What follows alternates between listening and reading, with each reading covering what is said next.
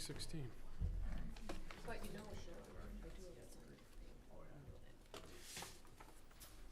Yes, but there's more to it. That yeah, okay. but they don't There want we go. what they've said. All right, we are on here. All right, everyone, it is 6 o'clock, Monday, May 6, 2024, and I call to order the Lyon Township Board of Trustees meeting. Would you please stand for the pledge?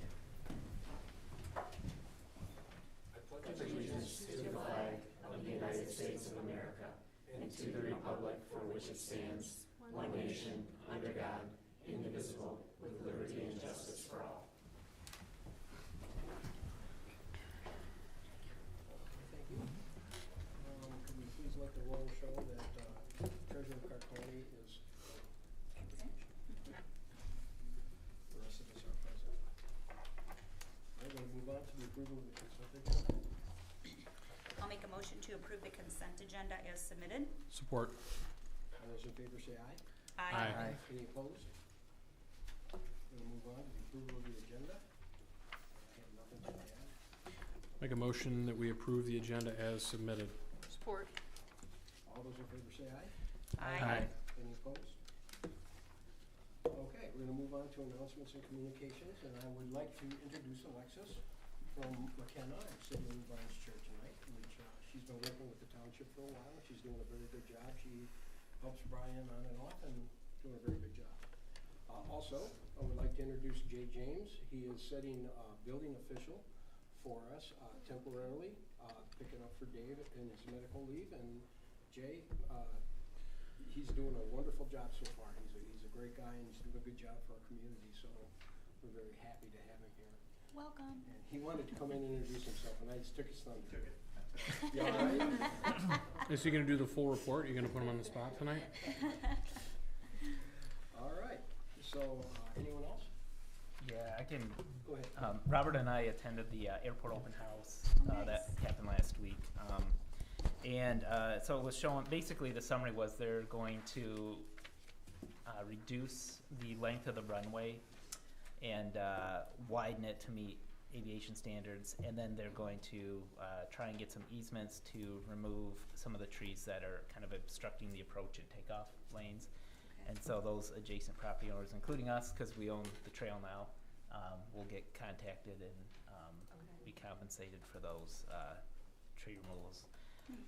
The one thing I would probably like to have, since by shortening the runway, it is going to change the, I'm not going to say the wrong term, the airport safety zones around the airport. Runway protection area. Yes, runway protection area. That's the nicer way to put it. And so with that could potentially help, or it'll have less impacts to, I think we have 3 vacant parcels around the airport right now, that it could help. So one of the ideas was to have the airport maybe approach the planning commission as a just as an educational point, to just say, hey, this is what's happening, and this will help them realize what impacts it could have out there. So Nice. Leslie, I gave him your information. I think you've already been in contact with the airport people. So Yeah, we've had meetings with them to talk about drainage and other improvements to understand what they're proposing. yes, I asked every single one of their representatives individually about the drainage improvement, if they would do drainage improvements. Yeah. Robert, are you missing anything? Or? No, I think you got that.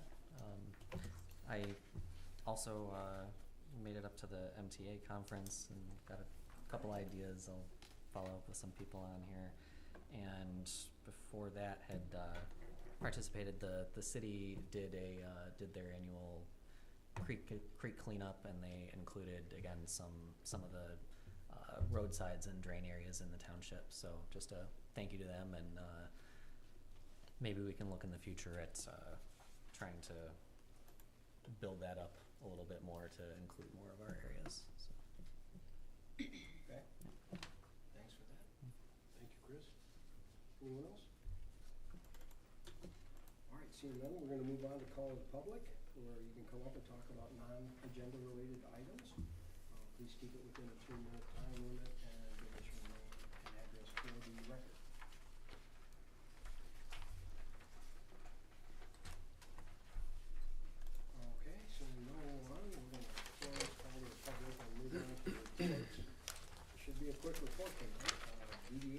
officers at a conference. The fire chief is at a structure fire that was called on Grizzle Road. We don't know what's going on there yet. And we're on to LT, Sheriff. I'm here.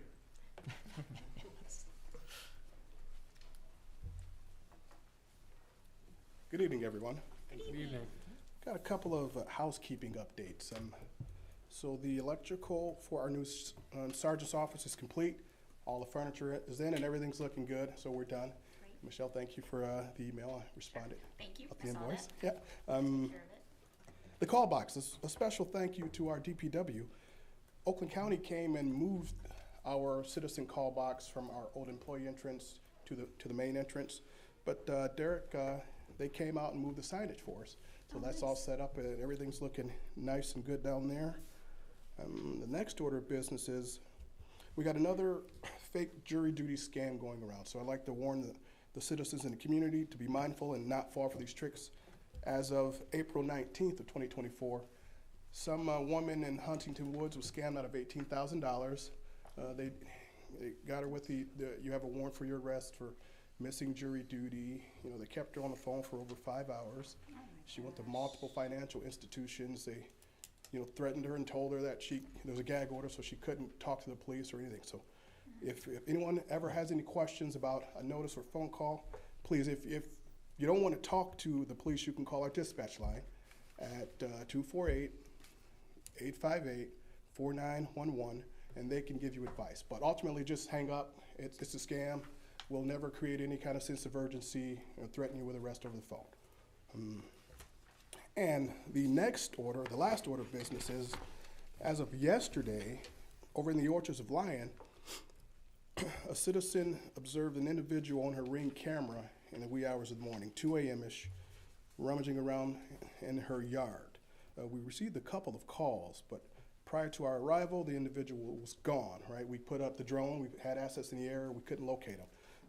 The person wasn't wearing any shoes, but they had a face covering and backpack, which makes it suspicious. We believe it's someone over in the neighborhood because they just disappeared before we arrived and weren't wearing shoes. But I'd like members of the community to be mindful of that. And if you see anything suspicious, give us a call. And that's all that I have. Does anyone have any questions for me? All right. Thanks. Thank John, you. I want to embarrass Lieutenant Whitfield. I've already told him this privately before the meeting, but Yeah. I had an occasion that I had to contact the sheriff's office for some suspicious activity near where I live, and I called them, and they came right out, responded really quickly, and took the matter seriously. Unfortunately, the person was gone by the time they got there, but I really do appreciate it, and I wanted to say publicly thank you to your employees and to You're our very welcome. deputies. That's what we're here for. Thank you. Don't hesitate to call us. I know. Thanks, Lieutenant. All right, we're gonna move on to Planning Commission, which she's on vacation. I don't know if Alexis, you have anything that you probably didn't? Okay. No, not No, really. we're not gonna put you on the spot. Thanks. All right, we're gonna move on to ZBA.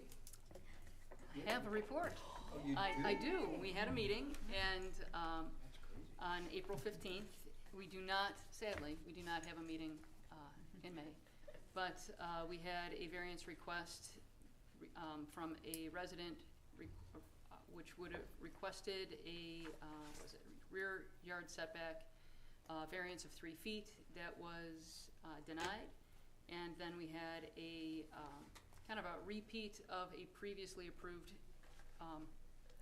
variance request, and that was approved for some property located on the south side of 27500 Milford Road, and I don't need to read the Sidwell numbers, but essentially it was a previous variance that had lapsed, and we reapproved it.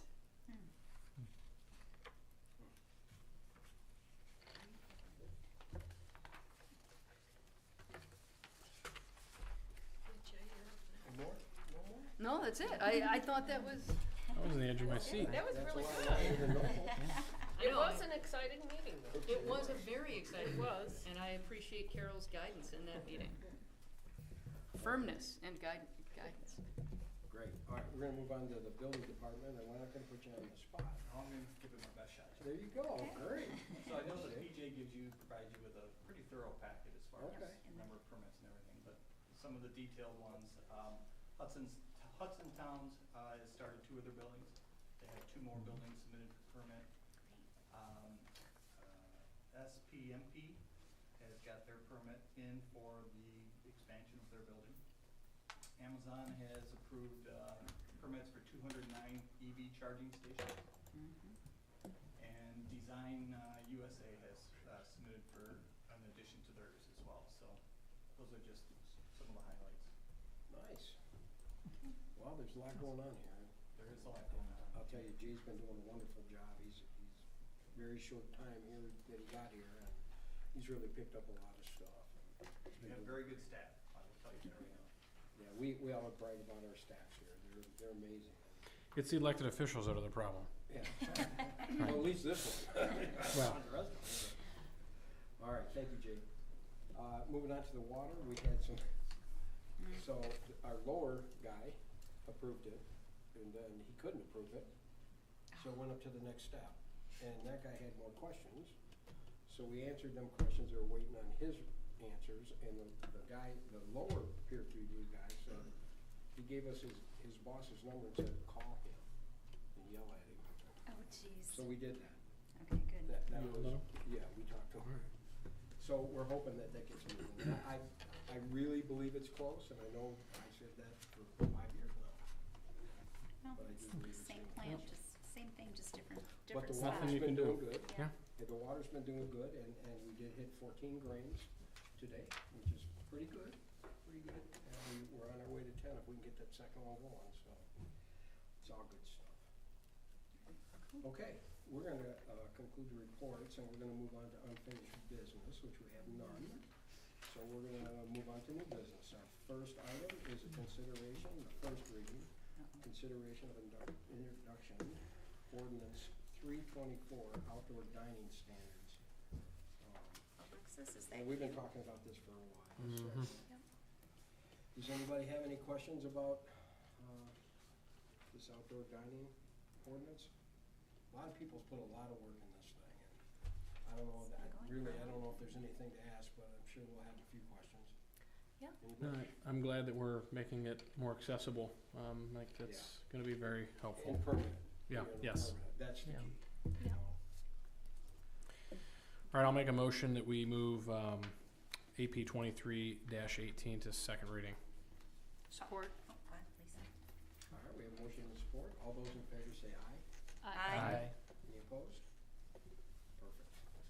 All right, our next item is a site condo for Encore Premier, AP 2402. And Alexis, you want to start us out with that one? Yes, absolutely. So this is the first consideration of a site condo on the agenda tonight, and just to clarify, with reviewing and approving the use of a site condo, this does not, the site plan and the layout has already been approved. So tonight the Township Board is just considering the use of a site condo as a type of ownership of the land. So this development is located on the west side of Napier Road, north of 9 Mile Road. And the applicant is proposing to construct 25 single-family homes on an about a little over 20-acre site. This site is being developed with straight zoning, so there was no special land use, no public hearing was required. And the only note I have about this one, there was just a small typo in your review letter from us. It said that we did hold a required public hearing, but I just wanted to note that there was no public hearing and there was not one that was required. And on April 8th, the Planning Commission approved the site plan with several conditions, the first of which is approval by the road commission. So At the time that all of the information was submitted for the packets, we hadn't received another letter from the road commission, but since then we have. And our understanding is that the road commission is currently investigating the intersection of 9 Mile and Napier and considering it for a roundabout.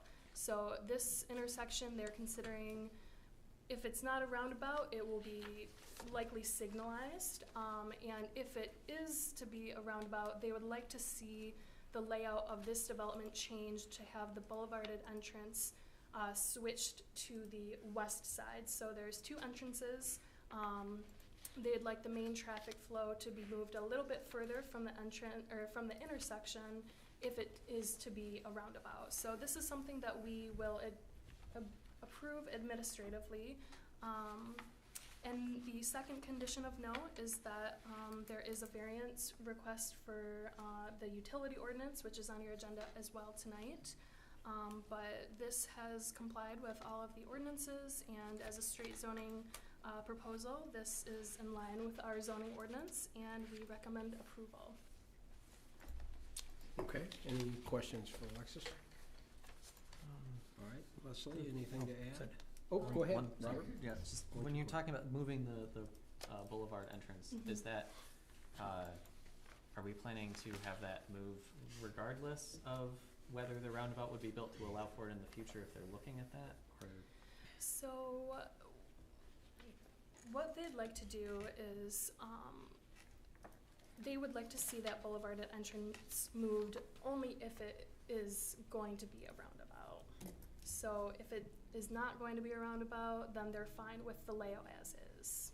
Are they holding up their project to decide that, or? I think what would happen is if the Encore Premier proceeds faster than the road commission, that the entrance would flip. Okay. That they would have them, make the boulevard on the western entrance Okay. so that it wouldn't be Okay, an issue. yeah, cause I'd hate to, not move it and then have it be a problem for improving traffic flow in the area. My understanding is the Encore Premier would probably move at a faster pace than the road commission, completing their analysis of that intersection. Alright, thanks. Okay, anyone else? All right, the applicant, is there any presentation you'd like to give, or does anyone here have any questions for them? I guess we could start with that. I don't. What's unique is, and I know that the public that tunes into these are used to seeing us contemplate PDs.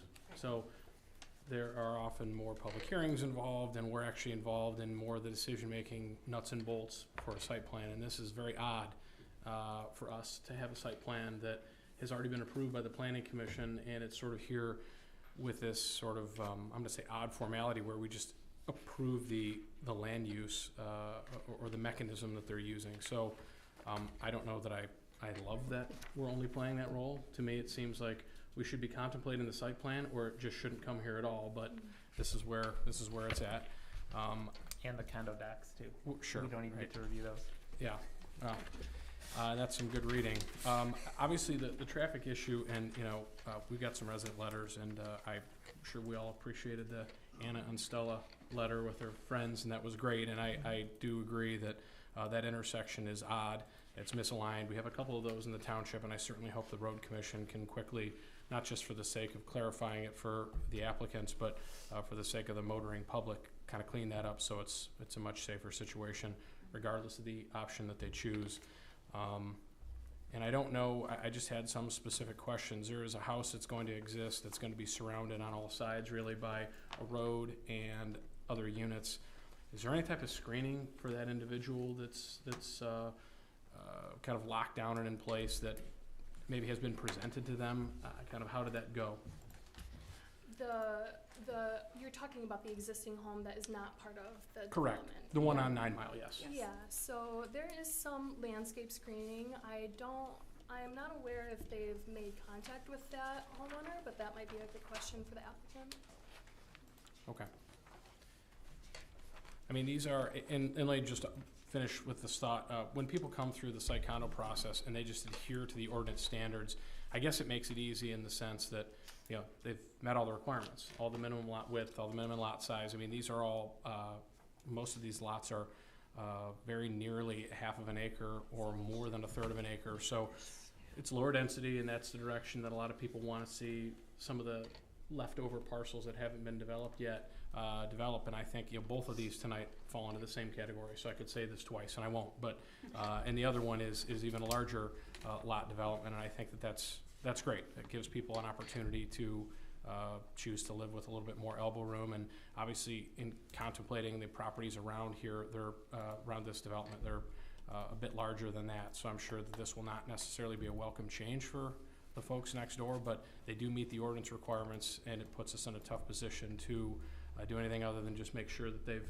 checked every box and met every requirement that they're required to meet. So, and it is single family to single family. So I don't know if that was a question. I was talking. Well, and the only thing I'd like to add to that is that we've been this is what we've been kind of pushing towards, right? Straight line zoning, and we have the PDs, we have more say-so, and we can make them a little Sure. fancier, and we can get maybe some benefit here and there out of them, but this is different. And we do have two of these, and I think we're just here that, hopefully we can talk, and maybe they'll agree to help in, some of the existing homes to, shield them a little bit maybe, and Privacy, yeah. yeah, and that's something we'll work through, right? And, but other than that, I think you're right. This is very odd for us because it's usually a long conversation about a lot of different things, and it's kind of not that today. Tom, to kind of go along with Please. what you had commented with, and also Sean, especially since this is not a PD where we have several meetings and we have a lot of review with the applicants and public comment, I would request that when the condo docs are submitted to the planning department for review, to just make sure that our clearly defined setbacks are indicated on there. I know that it's done, but it's really important, I think, to the residents before moving in, so that it perhaps could minimize the requests that we've been getting from residents asking for variances to the ordinances at ZBA. And I think if the condo docs are very clearly showing where their building envelope is, where their setbacks are, it is very fair to the resident who would be moving in, but also significantly important for us to be able to say, this was outlined very clearly where you could put an addition or a deck or a 3-season room. Okay. I guess to kind of a half counterpoint there almost of, I think it's great to highlight that, but also bearing in mind that since it's not a PD and it's defaulting to the underlying zoning, if those things could change in the future independent of the condo docs. So if we change the R1 setbacks. Right, just the way, the wording, just so long as it's within there so that they are aware that there are setbacks. And, right. And since we continue to get residents coming in. That makes sense, even if it's like a disclaimer of, hey, go look at right. this, or, no, that makes sense. And especially when we have residents coming in and saying, I had no idea. Well, it's in the condo docs. One less possibility of having no idea.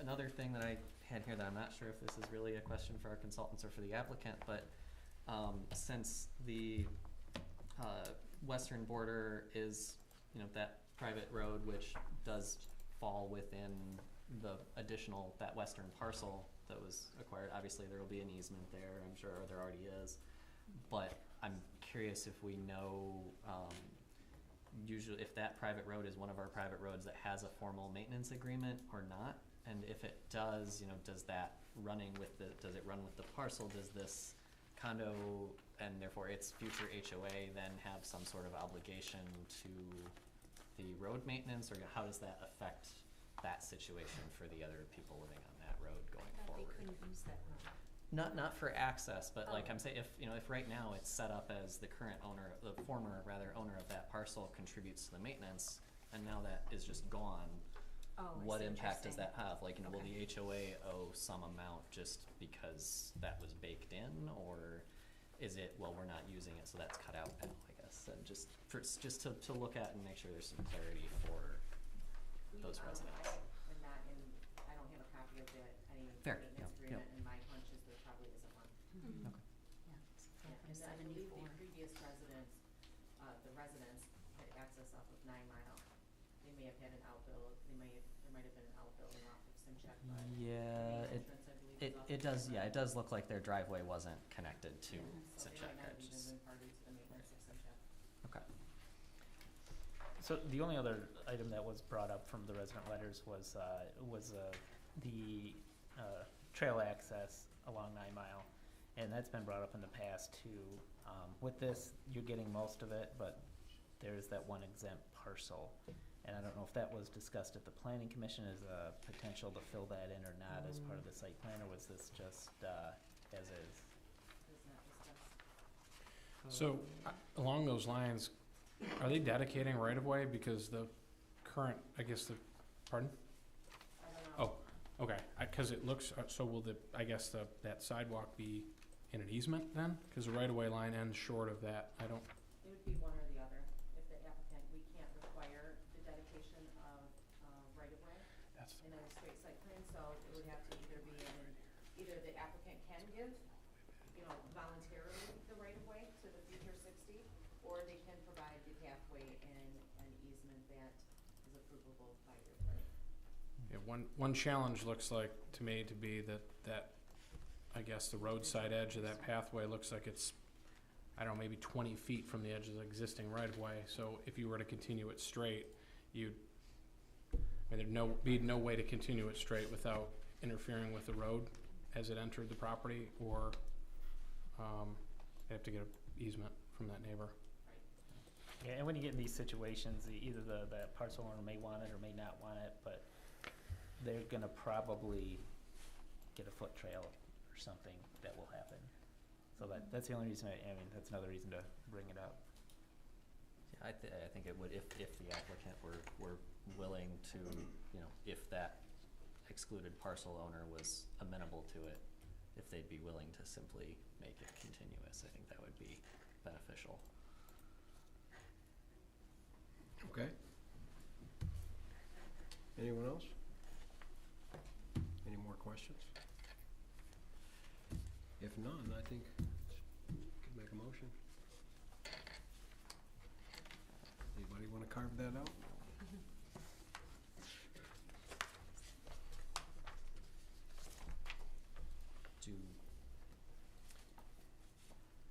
I don't know if we have any, since we're we- simply taking action on approving the Site use of the condo. property as a site Yep. condo, and then Yep. there's no I Yep. guess, real That's all we condition to are. attach.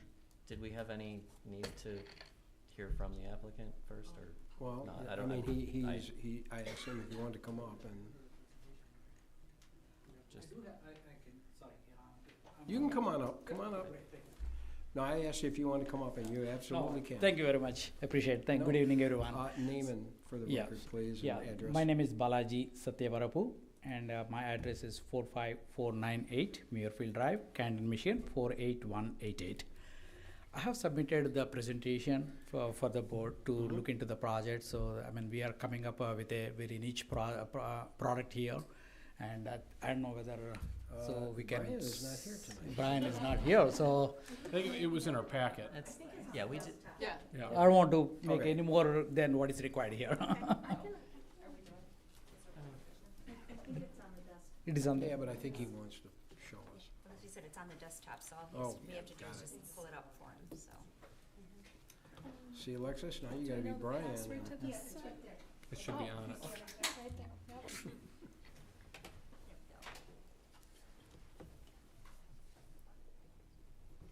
while we're waiting, I guess I will just say I was intrigued to see the intent to go with LEED certification on the buildings. I don't know that we've had a residential project do that yet in the township. Yeah, that is our differentiator. So that's what we are planning for. It's like a healthy living greenhouses.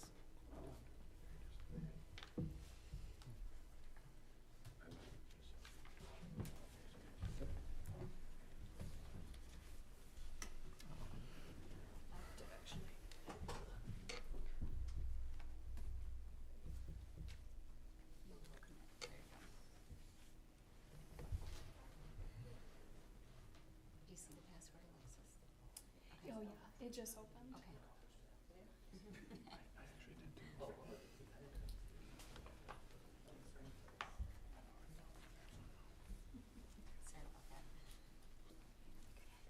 Did you want the presentation that was included in your packet? On the packet? Yep. Yeah, packet, I think she said like, the same one, yeah, the same one, I did not put any different versions, but please.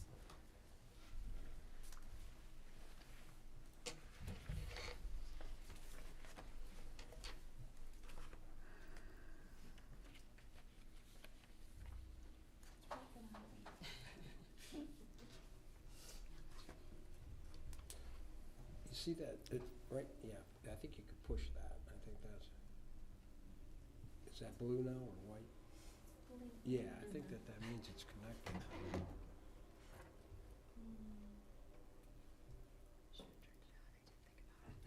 Yeah, we should have got these things launched up. already. Brian is so quick, he runs right up and gets everything running. It keeps saying failed to connect. Yeah. Let's try one more time.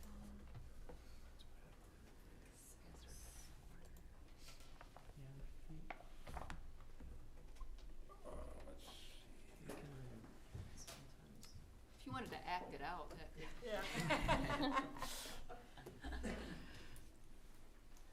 Sean would participate in an interpretive dance. Yeah, I think it's, There you go. yeah, there you go. Are you going to? Sure. Our new Brian. April said that she's on the base. I'll get faster with time. Alright.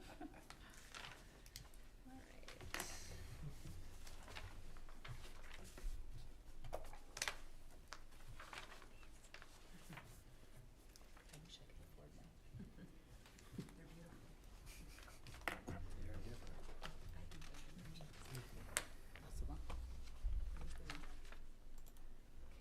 Okay, great. Does that work? That works, absolutely. Thank you very much, I appreciate it. Yeah, thanks again for everyone's patience here. So yeah, this is the project we are right now planning for. So this is again, we are planning for something more, not only for luxury, but it's also healthy living is our main core of the project. So we want to make it, have the more daylight coming into the houses, so more eco-friendly houses, and as well as green-friendly houses. So that's our goal. Okay, let me see. Page down. No. Okay, let me just go this way. Yeah, okay. So again, the reason, the idea of how we name this project is very unique in this situation. So this project is in a key location where it is part of the township, it is part of the it is in the intersection of Northville and Novi, and as well as Napier and 9 Mile. So we thought, okay, this is something there are so many ends are starting here. So I thought, why not we do something more sounds similar to N. So that's when we started like an encore, but again, then we ended up seeing the encore is maybe the right name of the project, because it is demand for the reputation and as well as for reappearance, meaning that we are going for a healthy homes. We want to do more and more a promotion of these healthy homes for better living. So that's how we ended up with this with this name of the project, is Project Encore.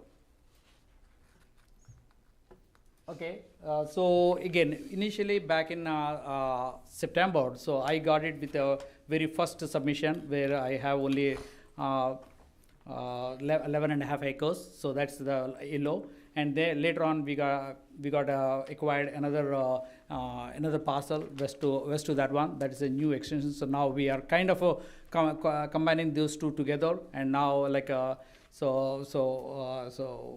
the total project is now around 21 acres around that. So 21.64 acres, and this is again we plan on going for a bigger lots, bigger frontage. So we decided to go on a straight R.5 zoning. So as we discussed earlier. Okay. So again, this is how the development highlights. So what is our vision? So we want to build a sustainable homes. So that's the concept. So we don't want to be like a typical big box builders houses. We want to have more two-story houses or ranch homes, depending upon the customer's requirements. And we are, again, even though here I mentioned is 3,800 SFT, but I think our baseline is going to be around 4,200 square feet. That's what we're shooting for, and we are shooting for like in 4 to 6 bedrooms houses and 3 to 4 garages. So again, the range when I presented this one, so we were thinking at 985, but everything is been going up. So we are so with the 4,200 square feet house. So the minimum, I think the price starts around $1.15 million and up. So again, depends upon, again, this is, like I said, this is more going to be a custom homes. So that's our, this is not like a typical builder homes. It's like a custom home. So it depends upon the individual's interest. We provide the help and consultation for building the green homes. But again, this is all up to the individual's choice. So then, like I said, this is the future green model homes for Lion Township. This, I think, can be a model for the Lion Township as well in terms of all the any extra care we are taking on this project.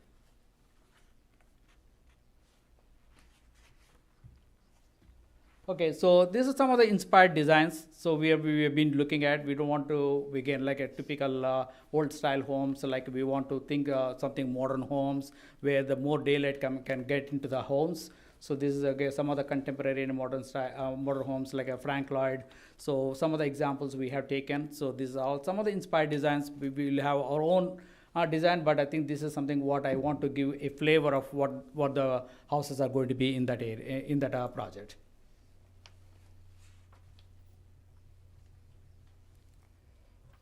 Okay, this is another set of design. So that's something what we are looking for, and this is one of the design we like the most. So it's more like a flat roof. It's like a slow pitch roof. Now, so this is something what we are looking for. So, but again, that's all depends upon the individuals who want to build their homes. We are giving the option to the homeowners there. And again, in terms of the timeline, so this is the first meeting when I attended the planning commission, but that was back in July. And now, last month we got a planning commission meeting approvals from that. And then now we are getting almost ready to submit the engineering drawings, and now we are getting your blessings as well for this project. So again, our goal is if everything is goes as per the plan, we want to put a shovel on the ground. So as early as July, before the winter kicks in. So we want to get all the land development done. So before the winter, so we can again by December at least we want to start with the foundations and building the homes. So that's how I know our goal is a very aggressive goal. There are a couple of reasons why we got delayed from July 23rd to April 24th. But again, that's all for a good reason. Now the project, initially I had a permission for, first plan submissions were only for 15 homes. Now I got 25 homes. So we are like-minded people. So this is again, this is a bigger project, and this is a bigger scope now.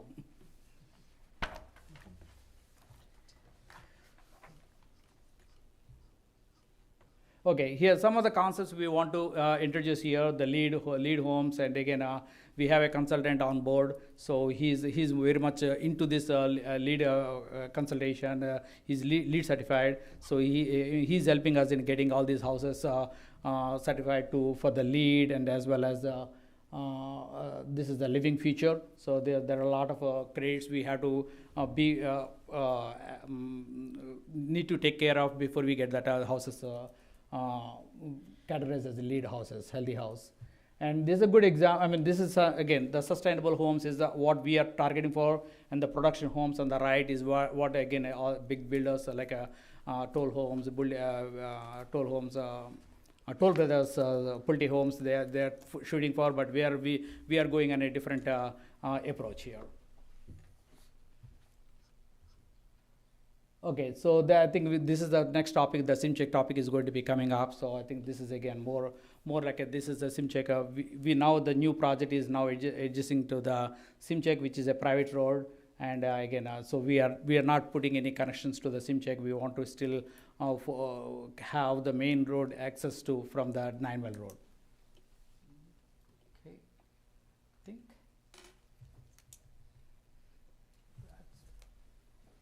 Yep, so that's pretty much it. I think, again, you have any questions for me? Okay, thank you, and, Sure. and did you? Just got, I have Sure. one. You Go ahead. mentioned the LEED certification for homes. Are you gonna, are these homes actually gonna be certified through LEED? Or is it just a design? It is a design we are right now, because when it want to be certified, it's going to be, the cost is going to be astronomically high. So again, that we are going to be providing all the consultation. So again, we did look into that completely certified. I think the difference of the price is going to be like 10 to 15% of the house. So that's again, that depends upon how individual owner. I mean, we don't want to call it the whole. Community as the LEED certified community, but we can always if there are a couple of people are interested, we can provide all the consultation or all the support they needed to be LEED certified. And we did talk few options early in my earlier meetings as well. So again, there are a lot of challenges with that. So it is not like it's like not like a concept type of model home we are planning here. So we try to match between the typical houses to the LEED certified houses. No, okay, I appreciate the variety of homes, but yeah, that was kind of the question, was like, depending on who is gonna be building, who's gonna be the owner, that might be tough to get it certified, or they may not wanna go that route, so. Especially when we are speaking about 1.5, 1.2 plus $1 million house, every $1,000 counts. Yeah. Okay. Anyone else? I guess just curious if you had any, I guess, responses to any of the other comments that we had earlier, like, I don't know if you wanted to, if you had any comment on if you might be willing to extend the pathway along the whole frontage if that parcel owner was amenable to it. Yes, I think Mark is going to be talking about that one. So we did already accommodated all the all this. Mark. So Mark is again our civil engineer. Thank you very much. So Thank you. Thank you.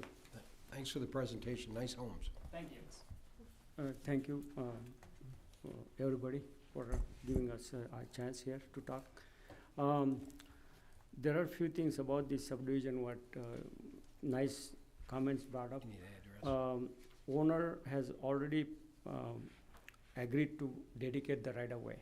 So along 9 Mile and Napier, both 60-foot right-of-way is dedicated, shown there with the dark line. The property line currently is at the center line, but we are moving it 60 feet out.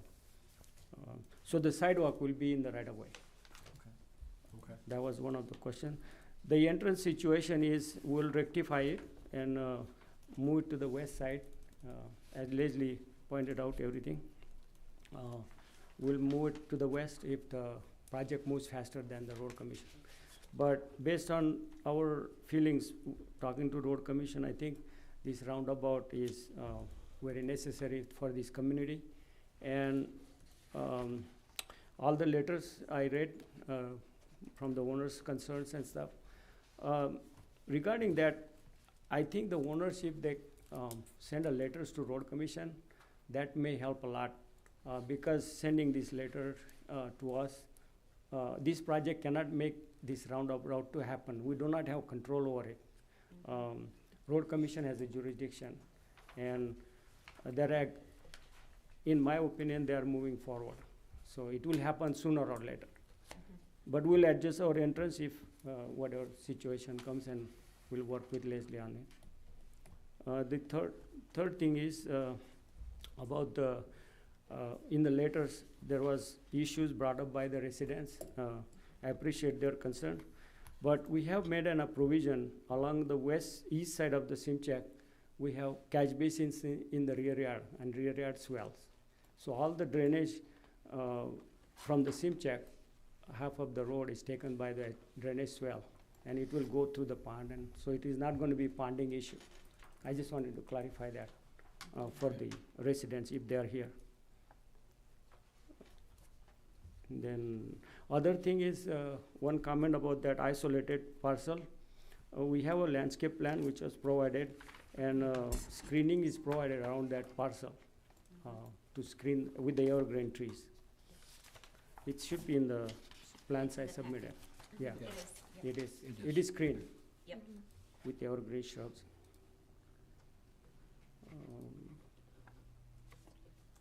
other than that, I think I'm okay. If any questions. Okay, I just have, did you get the address? I know you- Okay, okay, good. Any other questions?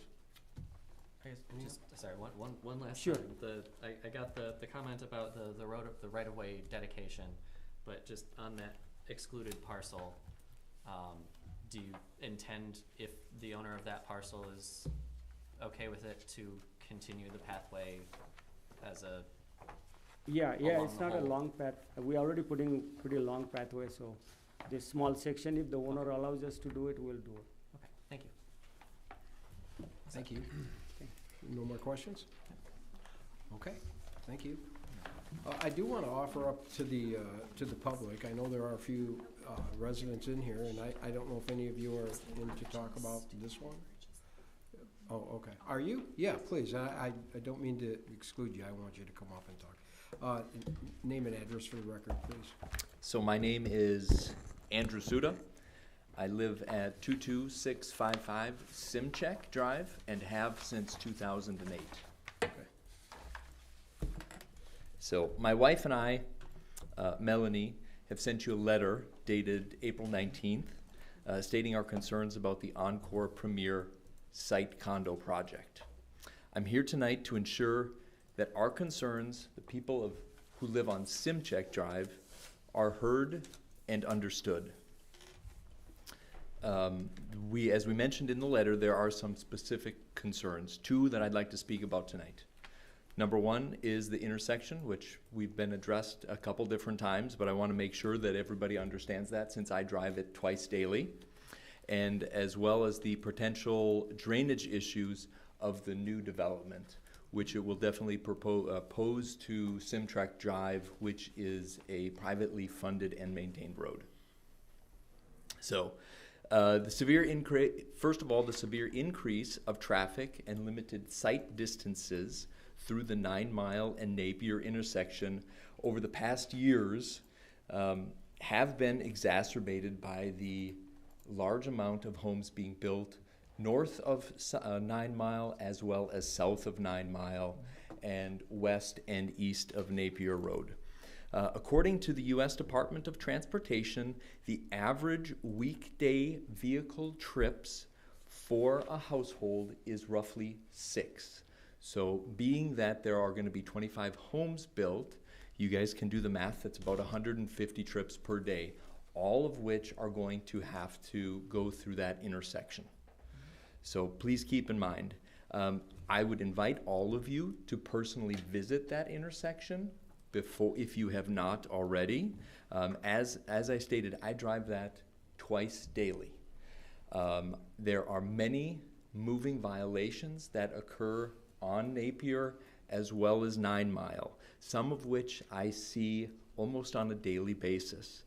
Meaning, speeding is of course very basic. One of the other ones that I see on a monthly basis is passing on the left turn lane. When I am traveling southbound on Napier, turning right onto that would be westbound on 9 Mile, I frequently get passed in the left-hand turn lane.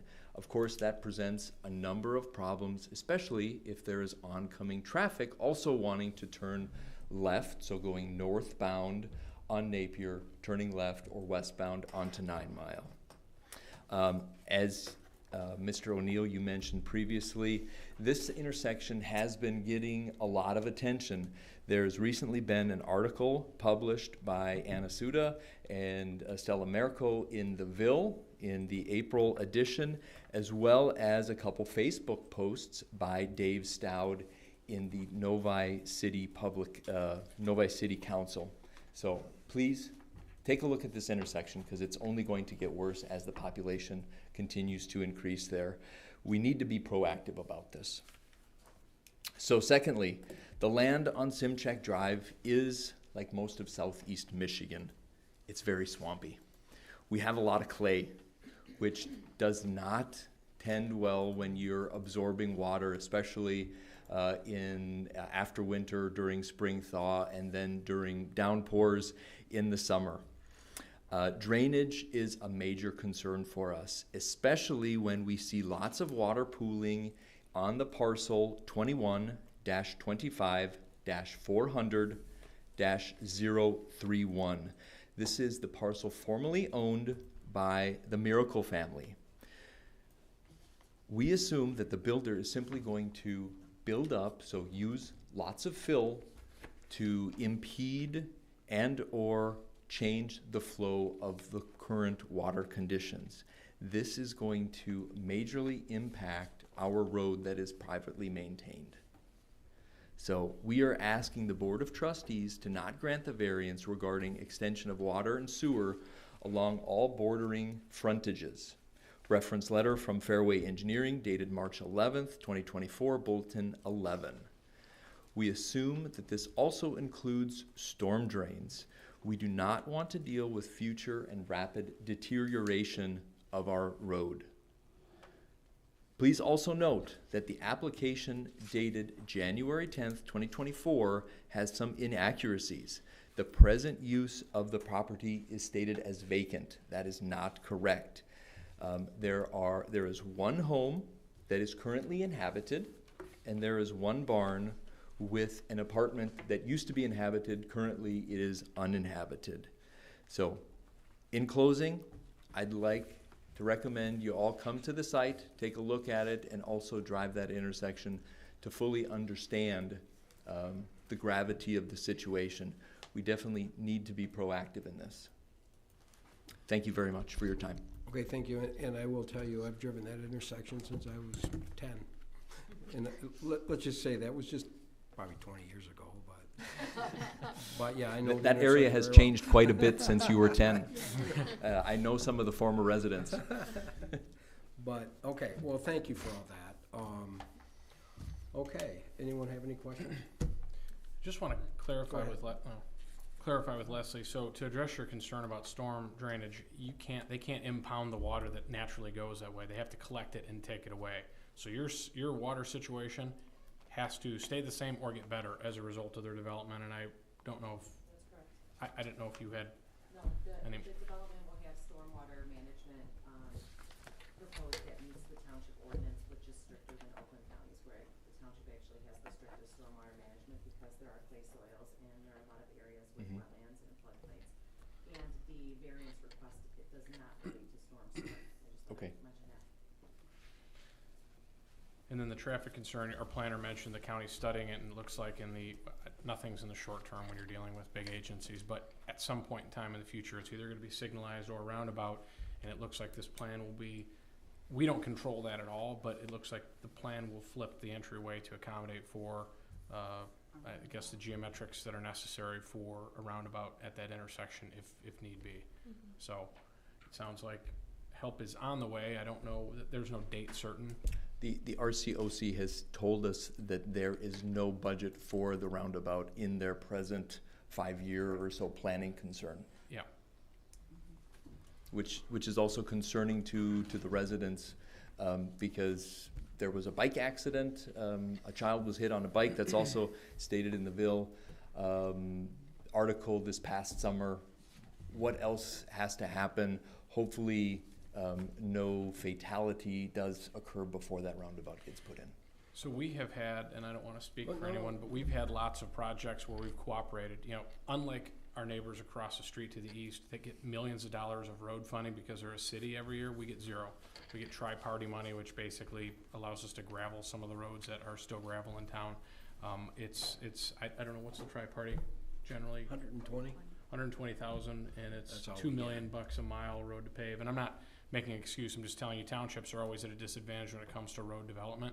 And so if you look up to Napier and 10, there was some cooperation when that went in with all parties contributing to improvements to lights and the roundabout. So certainly, Dave Stout and the folks in Novi, if they're willing to work with us on this and work with the county, perhaps that's where the answer is. That's where the county loves when communities come to the plate with some ambition to share in a solution as opposed to just complaining. Everybody complains. I complain too. And that's where I was going with it. We do that, and it's just there's one down the street. So I don't think that hope is lost. I don't think that because we are not on their financial radar for this intersection doesn't mean that it'll be 10 or 15 years. But we would certainly need to have and I don't know if that's something that we can generate, I guess, a request to know by. We talked. And, We have, and, We have a you big know, meeting here. yeah, and see if we can get some momentum, for an improvement at this intersection. That would be great. Yeah, and really it's unfortunately, every project that goes in, it creates a little more traffic, and we do understand that that's a problem for everyone. I mean, we deal with it, we all drive through it every day, but there's also property rights we have to deal with, and so when we put that all in a box, we try as a board to come out with the best conclusion we possibly can for everybody involved. And that's where we stand as a board. We're not the all authority to say no to everyone. We have to find out a way to get the land use that it's zoned for. I mean, it's absolutely zoned for what they're asking. They're not changing anything, and try to get it best for you guys too. So if it comes to drainage problems, maybe we can make them better. I mean, maybe they seem like they're very workable, and they seem like they would do anything to get that solved, and these sound like homes that are gonna maybe raise a lot of values in the neighborhood, which is a good thing, I mean, for everybody, but, we do get stuck in a little bit of a situation where we just have to try to work out with everyone, and believe me, our residents are first. We're here for serving our residents, and we take that serious, but we can't stop everything, and when we try, it becomes consequences for us also. So we just want to make it the best possible project for everyone in that area, and I mean that sincerely. I think it would also be great if the residents of Simchek would have also been communicated to about this. The only way that we do know about this is combing public records. No one has reached out to us, so that would also be something that we could collaborate a little bit more on. And unfortunately, that's another thing, because of the zoning, right? That's not, the state doesn't require that as a PD. Now, if that was a PD, we would have to notify everyone in the area, but the state doesn't require it for conventional zoning because it's zoned for what they're asking. And it makes it a little tougher, believe me, and we're sorry about that, but fortunately, that's the. Follows the state rules, the state laws for notification. Yeah, there's nothing against the law that says going over and above the state laws is against the law. Yeah, but that raises all kinds of issues, okay? What is over and above, what's enough over and above? Why did you over and above for him and not for me? So the best course is you simply follow the state law and what notice is required. Yeah. Fortunately. I have a question. Sure thing. So I'm looking at the letters, and there's the letter that says, "Letter to the Board of Trustees dated April 19th. Is that from you? Because Yeah. there's no signature at the bottom. There should be a signature from Melanie and Andrew Suda. If you'd like a copy, I have one here. Second page. Oh, you're on the attachment. Yeah, I'm on the attachment. There is also an attachment as well. There's a letter and a couple page attachment. Okay, I just wanted to make sure that this was you who had written this, so Yes. I'm not Yeah. addressing a different person. Yes. So I know you had mentioned in item C, is it clear that the builder and future owners of the properties that Simchek Drive has and will retain rural character? Can we rely on the township to protect our rights as longtime residents so that we can continue to live on Simchek Drive we have enjoyed in the past? We have a phenomenal ordinance officer, and if in the future someone were to contact that ordinance officer and make a complaint that, I think you mentioned something about farm animals and lawn care and that type of thing, he is fantastic and would come out, and if you are following our township ordinances, then he would say, sorry, they're not doing anything that is against the ordinance. So I just wanted to assure you that if a complaint were to be made, it would be handled to make sure that your rights are protected as far as being resident in the township. I mean, I have the same kind of situation. I live on a dead-end private road. You know, it's more rural in nature, so I feel that concern that you may have, but I have not seen something like that happen. Yeah, to that point, just a little bit further down in point C, we received a letter about a number of complaints from neighborhoods around Simchek that Simchek Road, which is gravel, was causing too much dust. And they were actually asking us to take some measure to reduce that dust. No, we that's also not on you at we all. also thought that was laughable. Yeah. I too would laugh. Yes. But again, we'll guarantee that we'll do whatever we can to make this the best project that it possibly can be for the residents of our township. That's who we serve.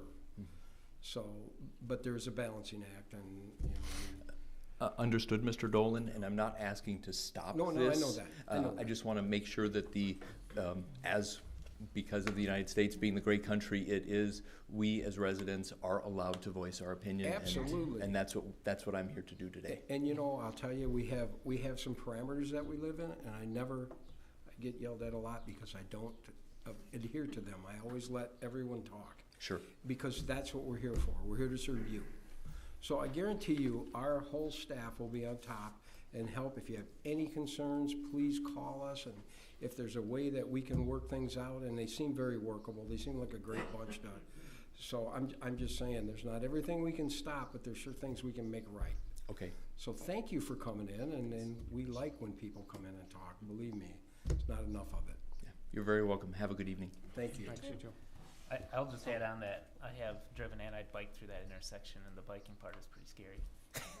So It's not a great intersection. It never has so that's been. that's the pathway and sidewalk discussion, or the pathway discussion is good, because that stretch from Napier on 9 Mile to get into the adjacent neighborhoods is with the hill bears, and We will not let our children cross Napier Road going east or west on 9 Mile. And due to the school systems, we have a lot of friends in all of the surrounding subdivisions, but we just will not let them do that. It is way too dangerous. Well, again, too, we do have a wonderful relationship with Oakland County Roads. We do a lot of shareable with them, and we do have a little pull. We don't have a lot of pull because they are limited on funds. Believe me, they are. They don't just say that, but you know, there's a lot of road construction they're working on. But we will do everything we possibly can. I promise you that. And we usually will step up to the plate to contribute as opposed to We do. just talking about it. So We do. that generally gets a project moving that's getting close, so. Well, we have a fund of what, the tri-parties are 120, and we constantly kick in 180. Mm-hmm. You know, we just Well, because there's roads that need yeah. graveling, and there's, you know, and if we don't help them out, they get put in the back burner. You know, we pay 50 grand a year for dust control, you know, on helping them keep the dust control on their roads. So, I mean, we try to make our residents, you know, the service we can, and we always will. So thank you, and thanks for coming up, and it'll work out. We'll make sure we help through this thing, okay? John, can I ask him one more question? Please. I don't mean to jump to the next item, but he mentioned something about the next item. You can speak for yourself, not your neighbors, but you're supportive of utilities being extended down Simcheck for future connection. Would I support that? That's the next item, but I didn't know if you're leaving, and I don't want you to. I thought you were saying you would like to have utilities extended. I said do not approve the variance. So I think it would be Correct. wise to do that. To extend water and sewer, you support extending water and sewer down Simcheck. I just Yes. wanted to ask in the event you were leaving, because you had mentioned it, so thank you. Okay. That was, yeah, so you see a future scenario potentially where you or other residents on your street would utilize the potential to connect I to do that see system. that, yes. Thank you so much, Yeah. again. Thanks. Okay. Anyone else have anything they'd like to discuss before we move on? Motion would be in order.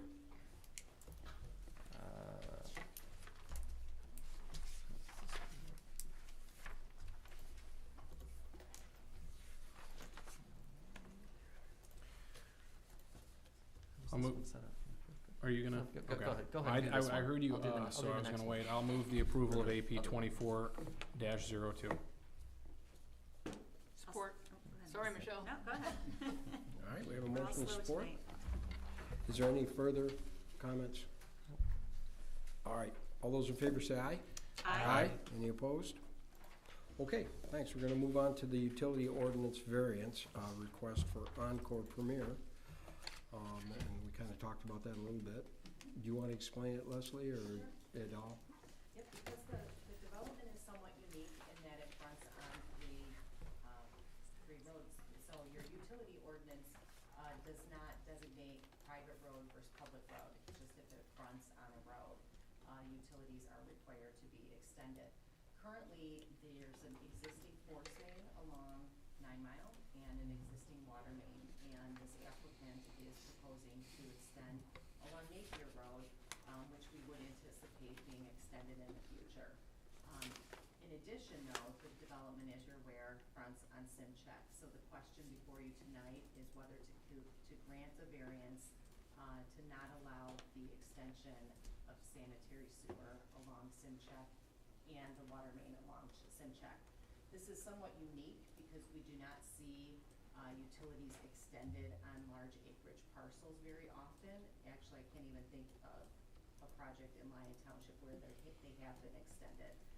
And with that, and so just to walk through the process of what would realistically occur on Simcheck if they were ever interested in connecting the water and sewer, it would likely need to be extended through special assessment district. I've never seen a project be extended through a group of residents pooling their money together. And the cost of that, your road frontage cost alone, you're probably looking at $200 a foot would be my guess for each utility, and then the connection fee just for sanitary alone is almost $12,000 right now.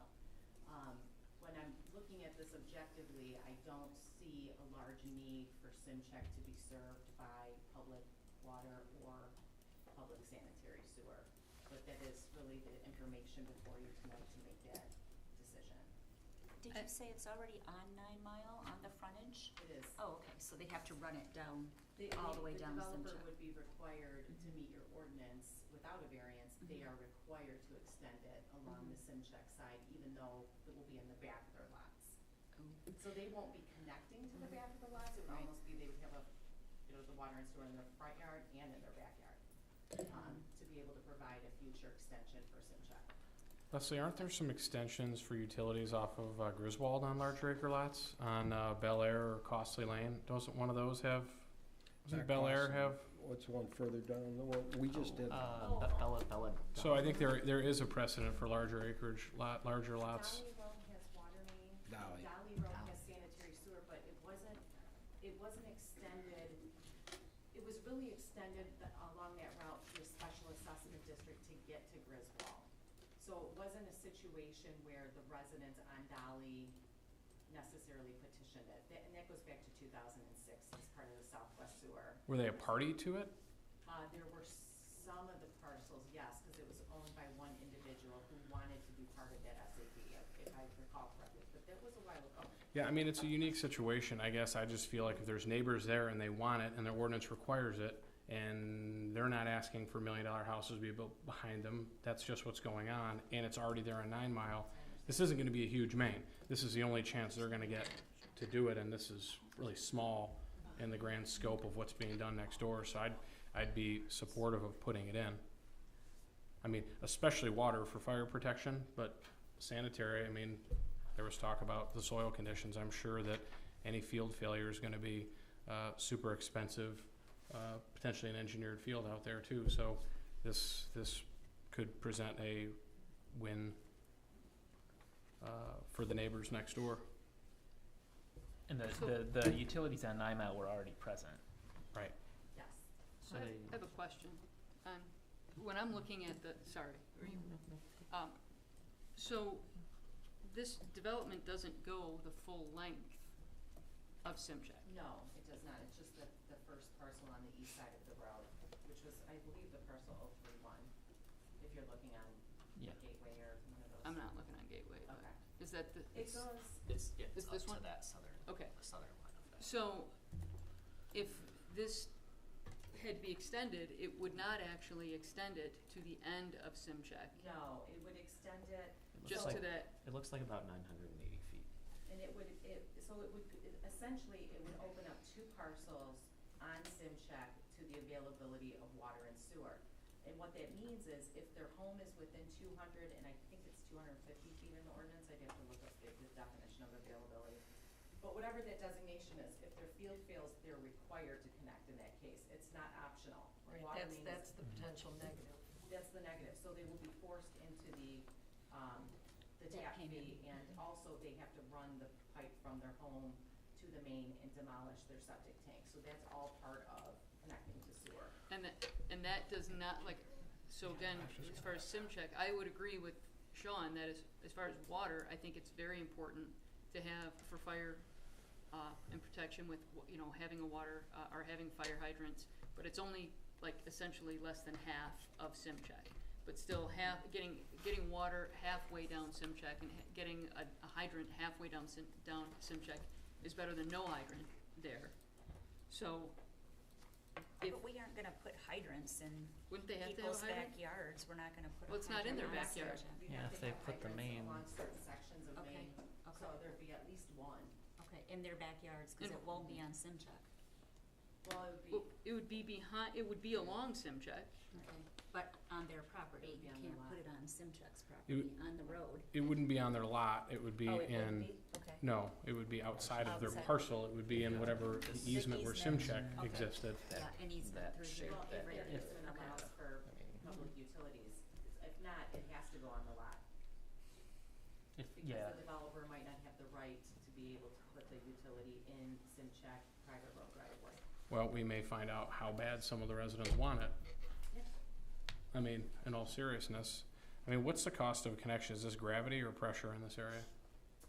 They're building a pump station, so they would, I'm gonna make an assumption that it would be gravity that gets extended, but those details have not been worked out, like I But- haven't reviewed. Gravity that to the sort of pump. thing. Gravity to the pump. So what would the cost of an RAU be today, connection? It's 11,800 and some change.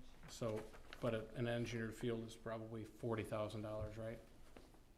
It's a lot. I'm just saying, least if my 20. septic system failed and I had the ability to connect for $11,000 to the sewer system, or spend at least 30 or 35,000 for an engineered field if there are clay soils and But it's everything, not 11,000. No, Yeah, it's no, not it 11,000. got- It's there's more. 25 grand by the time you get a plumber and. I would you pay get- 25 before I would pay 35, and then I would never have to worry about it again. I mean, that's, I don't know. Well, I mean, but then there's also the cost that anybody who's on SimCheck who would be required to connect to sewer would have to go under the road, would have to, They would. so that, I mean, that Have to becomes, replace the segment of road.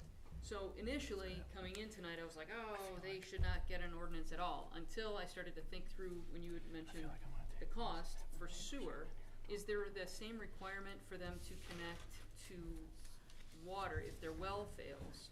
No. No, So, no I'm- requirement to water. I'm more inclined to say for public safety concerns, as I said, SimCheck's pretty long, even if we got halfway down there, and we had hydrant halfway down, that seems to make more sense for, you know, safety of the residents there, because to the east and to the west, those developments are gonna already have water, and they're gonna have hydrants, but I'm really not sure about septic. I mean, I at first feel like we should have septic and that they shouldn't get a variance from that, but then you're requiring those really, one, two, oh, there's three. The northern lot line of 031, of the parcel One. 031 lines up with a portion of the Two. third lot on the other side of the road. But they can't connect unless it runs across their entire frontage, so then that Oh. property owner would be required to extend it. On the and whole connect frontage, even for the individual. Of their lot, Okay. so that, Okay. so the whole purpose of this ordinance provision, and it gets really tricky in this situation, because the reason is so that, let's say, like this developer, for example, they're gonna extend it to their north property line on Napier. Well, if there's another development north of them, you definitely want it extended across the whole lot. They can't just go to like their driveway, and then the person north of them won't be able to access it. So the ordinance is written this way so that they get extended with projects, but the But does person on that SimCheck's would also have to meet that requirement. If they wanted to connect, they'd have to extend it across their frontage. And I've never seen a resident do that. So that requirement isn't only applicable to something that requires site plan approval? No, we would make them Okay. extend it across their whole frontage, and then it's a public main at that point. You have to have engineer drawings, you have to submit to the state of Michigan, and once I tell everybody that process, I Yeah. usually don't hear from them again. So just to be honest, because I've been fielding these requests for a long time, so this one's a tricky one in my opinion. It's, because it sounds, you know, like it seems to make sense, right? Well, we want the extension for people to have it available to them, but then you start looking at all these details, and this one's kind of complicated. Well, there's nothing that would get developed north of Simchek, where it would eventually. No, it may possibly lot splits maybe. I mean, I didn't study them that Right. closely, the parcels, but that would be the only, Looks types like of there's- development that you'd But have. There are There's one several more vacant. houses down Simchek. Mhm. So it's unfortunate as we have Mr. Suda here, and he's the only one on Simchek. So it would really be nice to know, because if they all came in and were like, none of us want this, then I would think that it would help my decision. But I feel like, and I would ask for, you know, maybe these developers to stub a couple hydrants through the side yards and leave them at the edge of Simchek for fire protection and call it good. But, because that's workable, that's doable, Or right? even like through the side lot. Through the side lot, Yeah. and stub them off at that back corner where they might be coming parallel with Simchek anyway, and then fire protection is at least served, but we have one person here out of however Well, many. there will be one at the corner that will be left at Simchek. They'll have, well, actually, no, because it's existing. I have to look at the maps, I'm sorry. I suppose.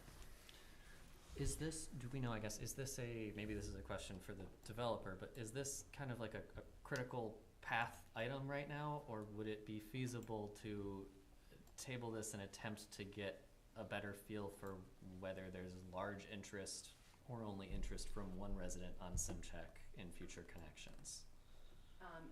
The critical path is up to them. Right, Because that I I- can't yeah, approve I just- engineering plans until I know the decision, and Okay. and permitting doesn't go to the state of Michigan until I know this decision too. Okay. I would like to wait and hear from the neighbors too, because if none of them want it, then it makes these guys really happy, because then we're like, okay, nobody wants it, we're not gonna push this on anyone, but a bunch of people want it, and we have one resident here who wants it. If everybody else wants it too, then it swings us back the other way. Well, and I think it's important too to lay out the cost that would, Yeah. somebody would have, I mean, you don't know for sure, it would have to be an engineered field Right. if they had it replaced, but I have a friend who has to tie in, and it is financially, he just, within the last month, had this happen, and it is astoundingly expensive. Well, he needed a grinder pump too, though, so right. No, he was crossing a paved road. Oh, yeah, he was yes, boring yeah, the road. more. Yeah, Yeah. boring a major road, yeah, that's gonna be expensive. So I'm sure that my friend's situation is not the same exactly as No, this, as far no. as cost, but we're still requiring residents to connect to future sewer if their field fails. Like, that's not up to us, they cannot opt out. Right. See, that's the one, I'm with you, Lisa, that's the one that gets me every Yeah. time, because we do force them, if their tank goes out, to connect. Well, the state county forces Is us. that, is that a Right, county because thing, it's or a is that state. something we can? Right. But it's so But the expensive. county has been adamant about that. Yeah. They will not issue a If you septic can get it permit. anywhere, you've gotta connect, you know? And I think that some of the residents may not realize that cost factor that's involved in that, and I don't wanna Yeah, it's put very somebody, expensive. I don't wanna make that decision for someone else, because that's not up for any negotiation. As far as the water, Yeah, if somebody's well goes, you're they right. can still drill a new well, and we're not forcing them to connect to township water, because they have another option available to them. And I'm looking at water, Ironically is much more cost effective to connect to. So, and I mean, I'm looking at public, the public safety component. It would be great, Sean's suggestion, if there's a way to have some hydrants along, what is it, Litany Drive, on the back of their lots, to at least get some hydrants to benefit Simchek. But again, if they, maybe they would eventually wanna connect to water, so I would like to hear from those residents. 'Cause that would be. How many residents did you say it affected? Well, if you do not grant the variance and they extend the water and sewer, there will be 2 homes on the west side of Simchek that would run across their entire frontage. So they would Just be 2? 2. Okay, and one of them is yours, right? Okay. But what's the distance for required connection? 200 feet from the home to So the in that sewer, case, you'd be affecting an additional 2 parcels. as long as it's across the frontage though. Yeah, that would be super expensive to continue that line and then connect. So, okay, wait, so you're saying, so if it doesn't go across your entire frontage, you would not be required to connect? So Right. even though it stubs close to that third lot, because it doesn't go all the way, even though they're within 250 feet for their building, they would get a pass? See, I don't know No, about that. that's what they I- will 'cause I not, they don't- will not get a Yeah, pass. I don't know No, about they that. have to extend it across. They would the have So to that's, extend it that's, across that's the why I'm front saying it would affect an property. additional Yeah. couple parcels by being within the Big money distance. on Yeah, that. yeah, which I don't wanna put them in that situation if we So- don't have to. I got another idea for an ordinance variance that is slightly different than this. What if they ran the utilities on SimCheck and then we allowed them to use that as their loop and have the homes be able to attach from the rear, basically water and sewer from that side? That violates another I don't think ordinance. we for can that. do Yeah. that. Well, right, that's what I'm Yeah. saying, if that's the variance that we Yeah, go but- after in lieu of the one that's presented tonight. We already have a Yeah, lawsuit that for one's, that. no, yeah, we don't wanna discuss that one. That also becomes a problem for maintenance provision, at least for the portion. Things are getting very complicated with the state with water systems, and I know John is very aware of this because we're working on a big project that even though it's on private property now, you have to be able to like know the service line material up to the meter. So there could be township involvement essentially in someone's backyard if they were allowed to connect to water in the rear. And it's just, I know it sounds simple, but when you have those variances, like nobody thinks that somebody's property is gonna be connected in the rear. And sometimes we have to go out in the field and find stuff and we're like, well, why is that leaking? Why is there a puddle of water? And you don't even think like, well, it's fit in the back of the, I think it's just a bad policy to have rear connections. I guess I'm saying it taking the long road to get there, but for a lot of reasons. So I don't know. Are you the first house or the second house? Are you in line? We are the first house. You're the first with house. Simcheck Drive address. Okay. So if he was the first house, they're extending the water main to the end of the property on 9 Mile, right? So he could still, already- well, he'd still have to get It's frontage, already though. there. He'd have to get frontage, I get it. Would it be worthwhile to nah, I'm just thinking out of the box, I'll shut up. Oh, I like it. What do you say? Yeah, I was just thinking about 9 Mile, running it, maybe extending it along the parcels on 9 Mile, It's already there, It's already all the there. way. the water. So actually, he could probably already attach, Well, couldn't he? he'd have to go through another parcel that fronts on 9 Mile. I mean, I'm assuming his parcel ends in 044. I didn't compare the signals with the address. Yes, that is the right one. Well, so if his house is the first house on the block, and the sewer main runs in front of the long 9 Mile, he's gonna be required to, I No, don't think he because doesn't here, fix John, it. here, He look doesn't at the have 9 aerial. Mile It's frontage. not on See 9 this? Mile. There's a, So there's frontage on 9 Mile, then Simcheck runs down the side of a frontage Oh, I parcel that see it. has a Yeah, 9 he's Mile in it. address, I so got it. he's Okay. back here, he's I got hundreds it. of feet back, right? I get it. Yeah, those lots at front on 9 Mile are pretty deep. So would we, is it possible that we could table this item until we maybe had an opportunity to hear from those residents who would be directly affected? Because really, it's not serving I don't think it would serve a future development at the end of Simcheck, cause there's nowhere to go. It's really just serving them, but what are they signing up for? I think they should know what they're signing up for as far as sewer. And if we have a workaround for water, for, Okay, so hydrant. that all makes sense. I get all that, but let's ask, is this, if this was tabled tonight, would this hold you guys up? Is this something that, now Leslie, you had also said that you won't give any permits for anything until this is done. Right, because Okay. I need to know what we're permitting, if that main is required or not. So if this was to, I mean, would this put you on hold for a while? Is this a big deal for you if we tabled this tonight and tried to figure out, get some more of our residents involved on that? Yeah, our goal is to submit all the engineering drawings by end of this month, and that's what we're shooting for. And if fire hydrant is an issue, we can work it around. We can put a fire hydrant in the corner of the Simcheck and our lot, so that way it is safety point of view. Yes, we understand the safety is number one, but again, this is also going to add the cost for all the residents. There are Yep. like not that many. There are only 8 or 9 residents I can believe. When I counted, there are 8 or 9 residents altogether on the Simcheck, and everybody has to take. They have a financial impact on that one. as well. So it is even for the two residents, so they need to connect to that one. So there is a financial penalty, you can say, or impact on that one. So I think our goal is to get this project going as much as possible. No, I get As soon as that. possible. I get that. So, what it sounds like, it's not detrimental tonight. If we waited 1 month, you'd be okay? We waited 1 month to get this thing, I think we still can submit our engineering planning, engineering drawings, and what we can do is, in case if it is something necessary, can we go back and revise it if it is required? So is Okay. that okay with the okay. with that submission? Does that work? Yes. Okay, so I think Lisa's point is really well taken, because not only do we want to hear from a resident, but we also would like to get the numbers together to show you that what it could cost to attach to that sewer, and you'll be forced to if your septic failed. Okay, so I think that's important, and I think that's a great point, Lisa, to have that numbers together to show them, because maybe you would say, wow, that's really out there.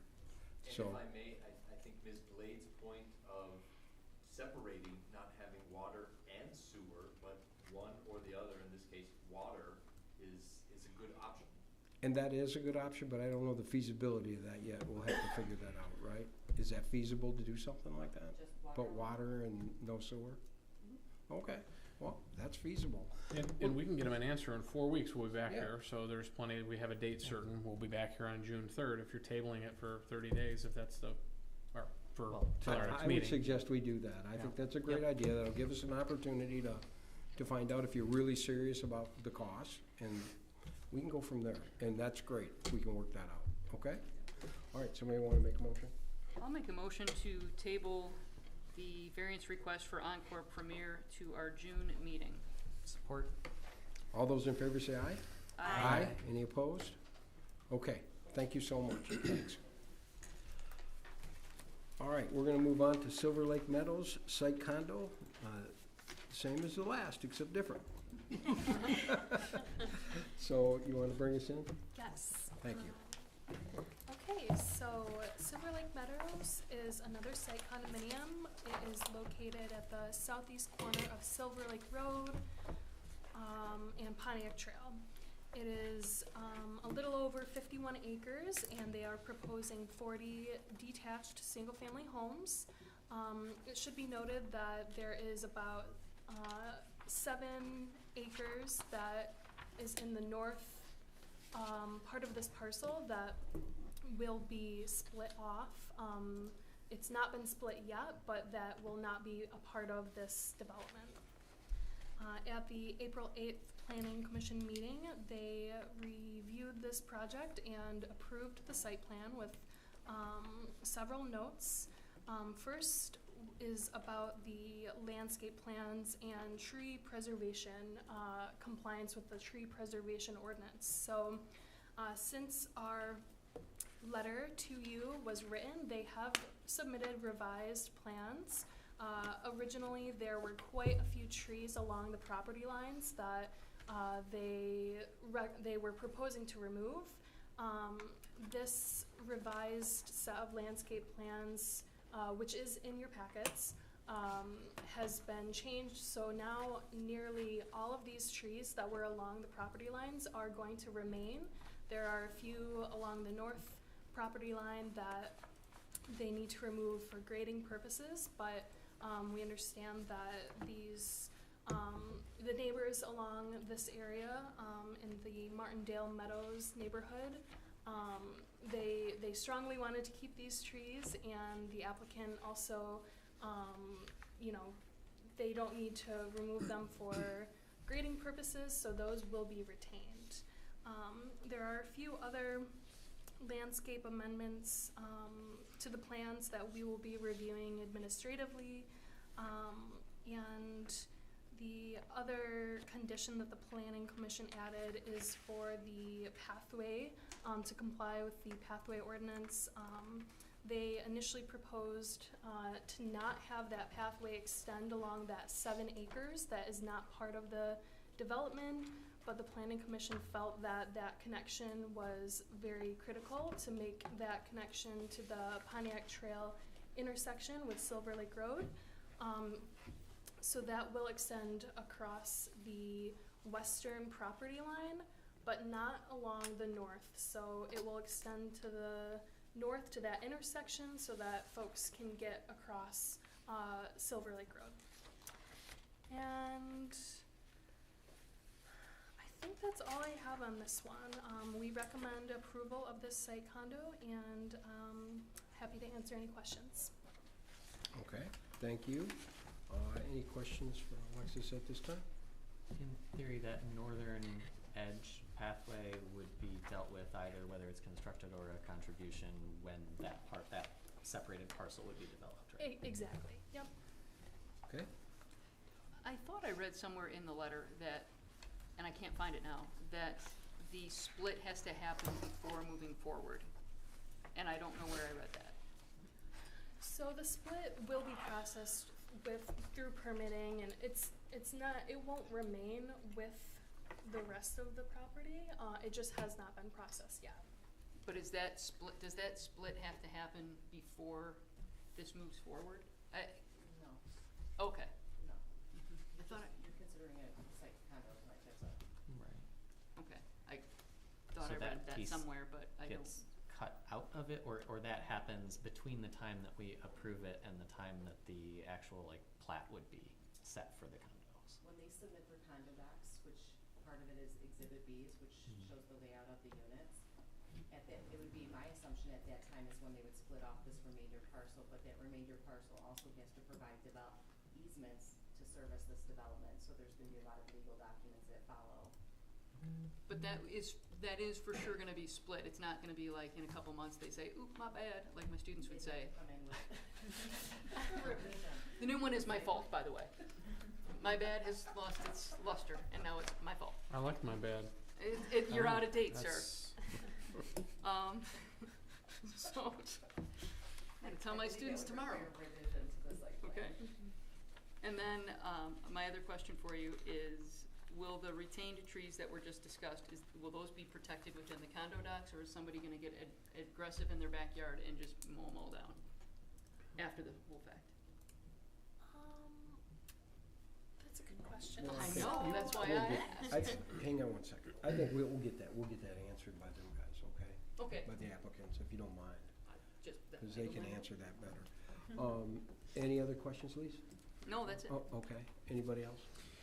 I had a Leslie question, but nothing for Alexis. Well, I was gonna ask you, you need to add anything to this? I don't have any objection to a condo being created, and I understand there are questions about drainage, but I can take questions now or after the applicant presentation.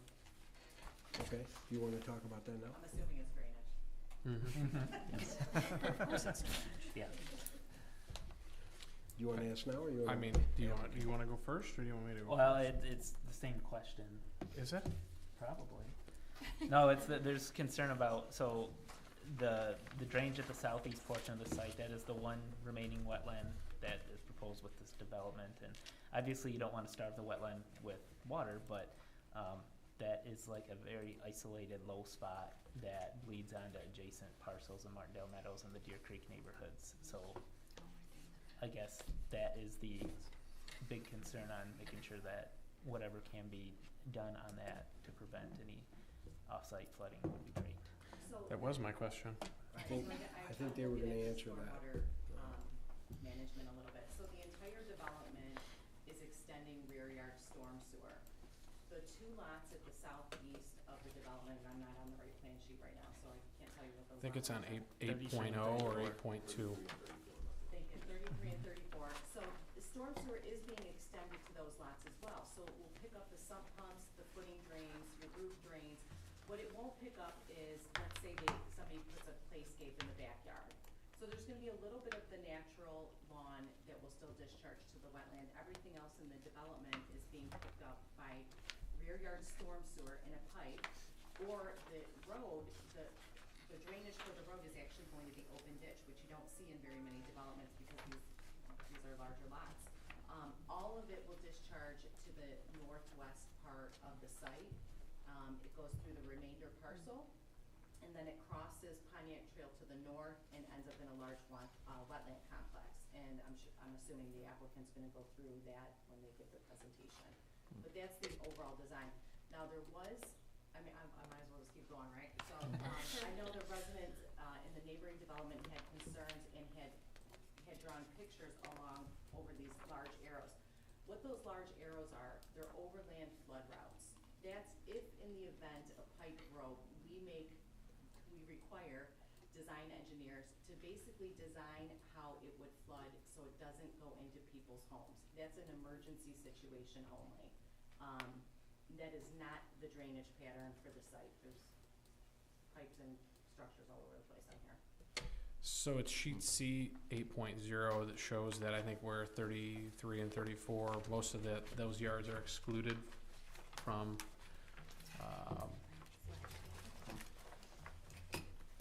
the drainage area. That's tributary to the basin is Just that small area, and it actually picks up a very small sliver of land from all of the adjacent owners to the east. It looks like some of their unless that line is in the wrong spot, it looks like the last 10 or 15 feet of all the lots along the eastern property line, it'll pick up their water too, and take it to the basin, not to the wetland.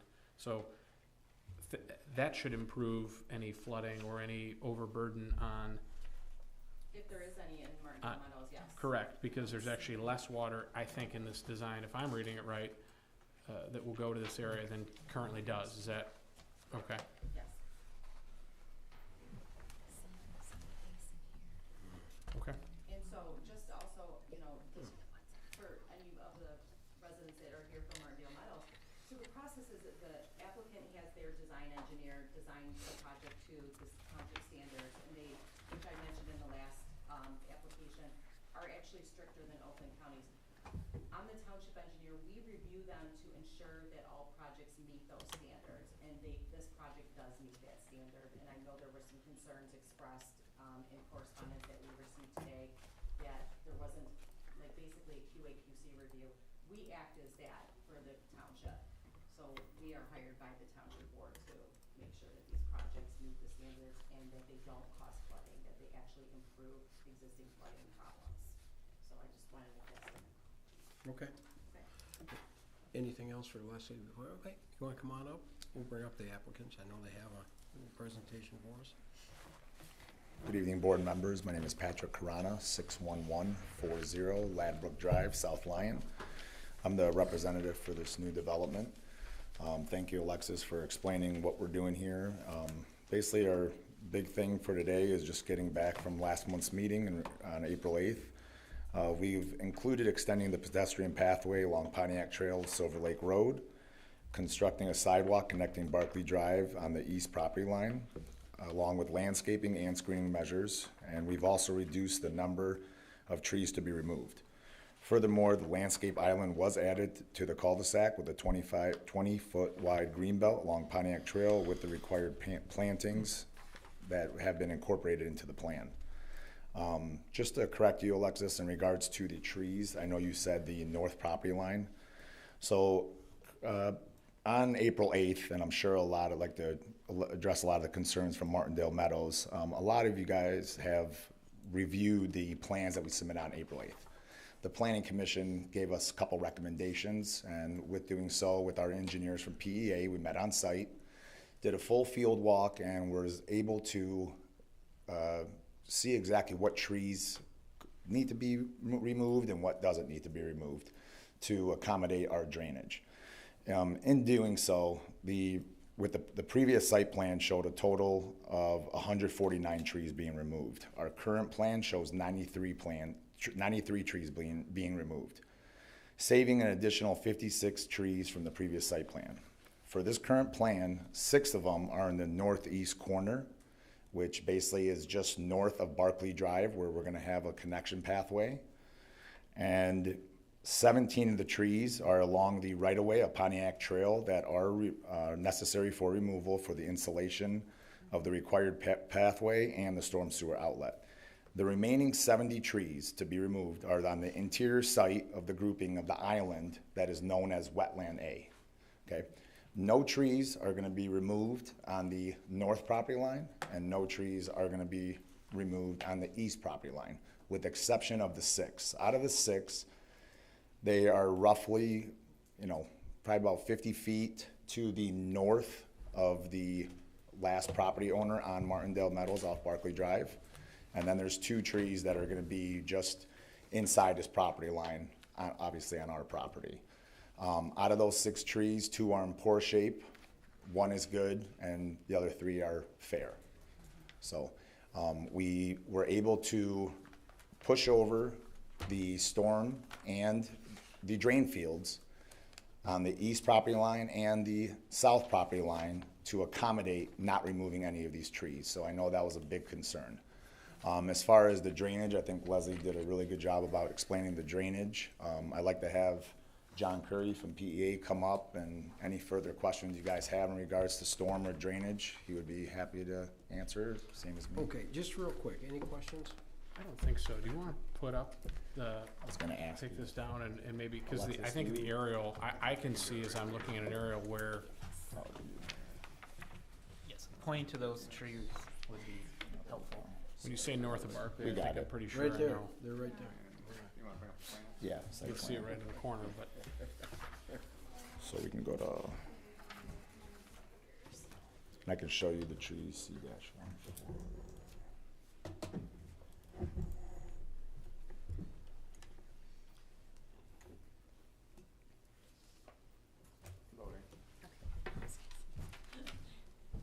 Such a tiny hole. Go ahead, Rob. You got time. no, that was my help. Lots of lag tonight.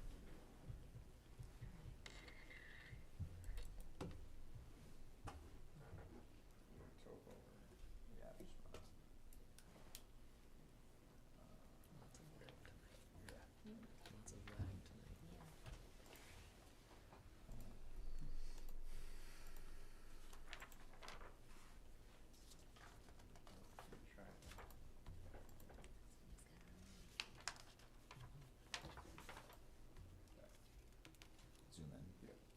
Is that you're trying to get to that corner to show that? Yeah, just, so, Hang on. It'll catch up eventually. okay. At least it was. Sean, you broke it. I didn't even get close. I needed somebody to blame, so. All right, so in regards to the 6 trees that are gonna be removed, it's 107 through 112. You can see that this is the property owner that butts up to Barclay Drive. So those 6. And out of those 6 trees, also 5 are invasive. 1 is a landmark tree, which we would also be, replacing. But we don't want to cut the trees down, and we don't want to disrupt the adjacent neighbors' properties. As far as, I think it was Ms. Blades had a question in regards to after we build the homes and the homeowners take over, we can obviously put something in the bylaws and docs that they're not supposed to remove the trees or whatnot, but I'm sure you all know, we can't police that. And, if someone wants to go and do something, obviously, they can always call the zoning ordinance of township, and, they're the ones that would have to handle that. Can I interrupt you to back out? I don't think anyone who's in the crowd knows what they're looking at. So if you can Oh. actually either go to an aerial or back out or put the site plan up so there's some sort of a, I know what I'm looking at because I'm looking at it here too, but 3.0. Well, and also if you stand in between us and the screen, we can't see through. Yeah. Will you turn that one on there, April, please? is that one not on? Okay, No, this it's one will not. come on. Just, it's on the bottom, in the middle, on the bottom, in the front. Come around to the front, and then hold that button on the bottom there, That's fine. I can figure where they are. just for a second, then let it go. Yep, there you go. There We you go. got No, 2 they wanna spots. see They it, wanna not see us, it. not us. We Yeah, can see that this should, one. that should show you everything on this screen on that one. Thank you. Sure, yeah. sorry about that. We forgot about that, sorry. Sorry, I got the back to you. So the trees that Patrick's pointing to are right up in this corner. So this is Barclay Drive, this is, the home at the corner of Barclay Drive and property. Then back here, the 2 Patrick said are this side of the line, so they're facing that lot in the back.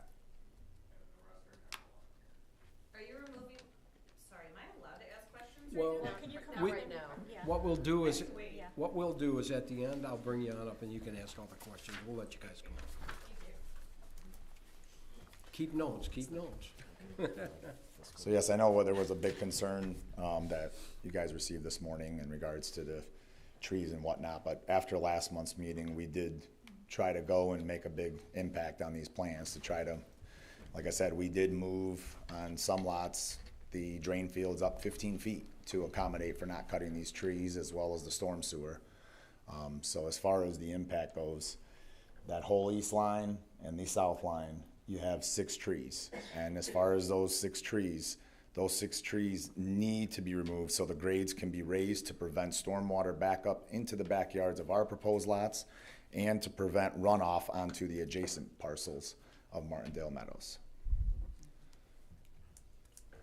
Sounds like there's nothing you can really do about that, keeping No. the draining in the right way. Yeah. Okay, any more questions? No, I think Anybody? that, you know, you're proposing 40 units on this property, and I Yeah. think we've seen plans over the years that probably have close to twice that many. So Yes, sir. I appreciate that you're going with a larger lot, low-density development in this area, and I think that the people who I've heard from that are in the surrounding area feel pretty positive about what you're putting forward, and it's consistent with everything in the area, too. It's gonna be a So, beautiful country theme community. yep, very different from what's been going on, and I think it's a nice, refreshing change. Okay, well, thanks. We'll go ahead and get some comments. Thank you. If you want. Anyone that'd like to comment, come on up, give your name and address for the record, and please address the board. We don't want to get into a back and forth with them, okay? So just- Sure. Okay, thank you. That's fine.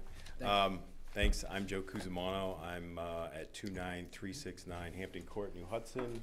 I'm directly behind proposed lot 21, so I'm a borderline homeowner, and I'm also the vice president of the homeowners association. Perfect. So I'm the one that sent the packet that our board reviewed. If you'd like, I can pull it up. The guys have kind of addressed some of these things, so I can talk to it, or I can put it up, Well, that whatever could be a you trick, couldn't think. It's, It's here, right? Yeah, if you just hit the little X above the. I'll let you do it.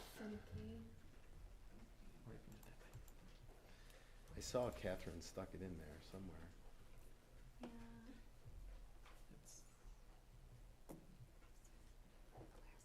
I noticed a grammatical error, Joe. I'll talk to you about it after the meeting. Thank you, appreciate that. I had a bunch of homeowners call me with grammatical errors after I. Well, Wes is here to keep his eye on you, too, so. I had one in mind too, See, they're all piling up on me now. I was doing it from a phone. This is not a touch screen. I want to kind of like touch, but that's okay. All right, so again, most of these things got talked about. Notifications, I'll mention only briefly. I'll spend my time on drainage and the tree line, which again has been addressed. Real quick on notifications, I really don't want to spend a lot of time here. I heard the difference between plan development and site plan and the state laws and this laws. I don't know what to say other than as a homeowner, when the township receives a plan, whether you want to call it a site plan, a plan development, whatever you want to call it, and that includes chopping trees down on property lines and draining water into a neighboring subdivision, even if it's only 2 lots, someone needs to be notified. I mean, our first reaction as a board was to call an attorney and start preparing for the worst. It would have been really nice if somehow we would have had a notification. So I'll just leave it at that. I understand the legalese from the state law and township law, but man, there's got to be a way to be a little bit more transparent than, oh, sorry, it's not in the state law, so we're not recommended to notify. But that is the way it is, and I will tell you, you know, when these projects come in with these site zonings that don't change any zoning whatsoever, I mean, they do have the right to develop their property. And if and by the way, I am all for that, right? This Yeah. is America. Someone owns that land. They can do with it what they want. My point is, there's parts of the plan that are literally touching and affecting other properties that's not part of zoning. It's water drainage and it's property line wars about what's on the property line. That's not a zoning concern. No, but we will make sure that that's handled. I'm Perfect, just saying that's that we fine. will do that. I wish there was a way we could have been notified more quickly, I guess is a summary statement, so. I'm not disagreeing with you. Believe me, I'm not. I'm sure. It's just that's, you know. All right, on the trees, there's a lot of detail here. I think, Patrick and both Alexis have said that, look, the entire eastern property tree line will be maintained. If that's the case, there's not a whole lot to talk about here. The thing I would ask is that, I'll kind of actually go to the summary page, and I can make a couple comments here just for highlighting. So this is the tree line, oh, it's not keeping up, is it? There we go. This is the tree line in question. A lot of the canopies are a good 20 to 30 feet onto their property. But I will say most of the tree trunks are completely on the Martindale Meadows side of the property line. In fact, a lot of the ones that have been tagged, kind of more as a homeowner than as the vice president of the association, it's a little troubling that people are tagging trees that aren't even on their property, right? Somebody quote unquote trespassed onto my property to tag trees that aren't even on their property. My property's been surveyed. I know where the property lines are. So it's just a little, this is a personal statement from me, not an association statement. It's a little disturbing that, oh look, we're granting you a prize. You get to keep the tree that's on your property line. Well, no kidding. So again, side comment there about this. This is kind of an example. The farmer's fence is actually not the property line. The farmer's fence is about 3 feet onto their property, so it's not a good rendition of what the property line is. This is kind of a little bit better. You can see a lot of those tree trunks are right on the property line. So again, but I'll go to, I'm gonna skip all this and just go to the summary statement. So if everything Patrick and Alexis says is true, I would say let's just get that documented. Table the approval until it's documented and then approve it. And there won't be any concerns on our part. I will bring up the second bullet. I've been through this. This is now the fourth proposal on this property, and I've brought up the township tree ordinance every time. There's a couple of things that has been severely lacking. If a tree trunk, just like the picture I showed, is on a property line, there's nothing in the tree ordinance that accommodates what to do with that tree. And Patrick just summarized exactly what's going to happen. You're going to have a border war with two neighbors that want to fight about the tree. We've been maintaining the trees for 40 years. So I think your ordinance needs something to address that. The other part about your ordinance that I brought up at prior meetings is because this is agricultural land, all trees are exempt. But again, these aren't agricultural trees. They're not part of what was the agricultural development. So two things about the ordinance, the tree ordinance in the township. One, it doesn't accommodate for trees that are right on the property line. It has no recommendation, no ordinance essentially. So it results in border wars. And I love the fact that Patrick was the one that actually brought that up. And then two, agricultural exceptions shouldn't be granted to border trees. So that's been lacking in the tree ordinance for over 10 years now. I'll bring that up again. Anyway, summary statement here is if everything Alexis and Patrick say is true, this is a moot point.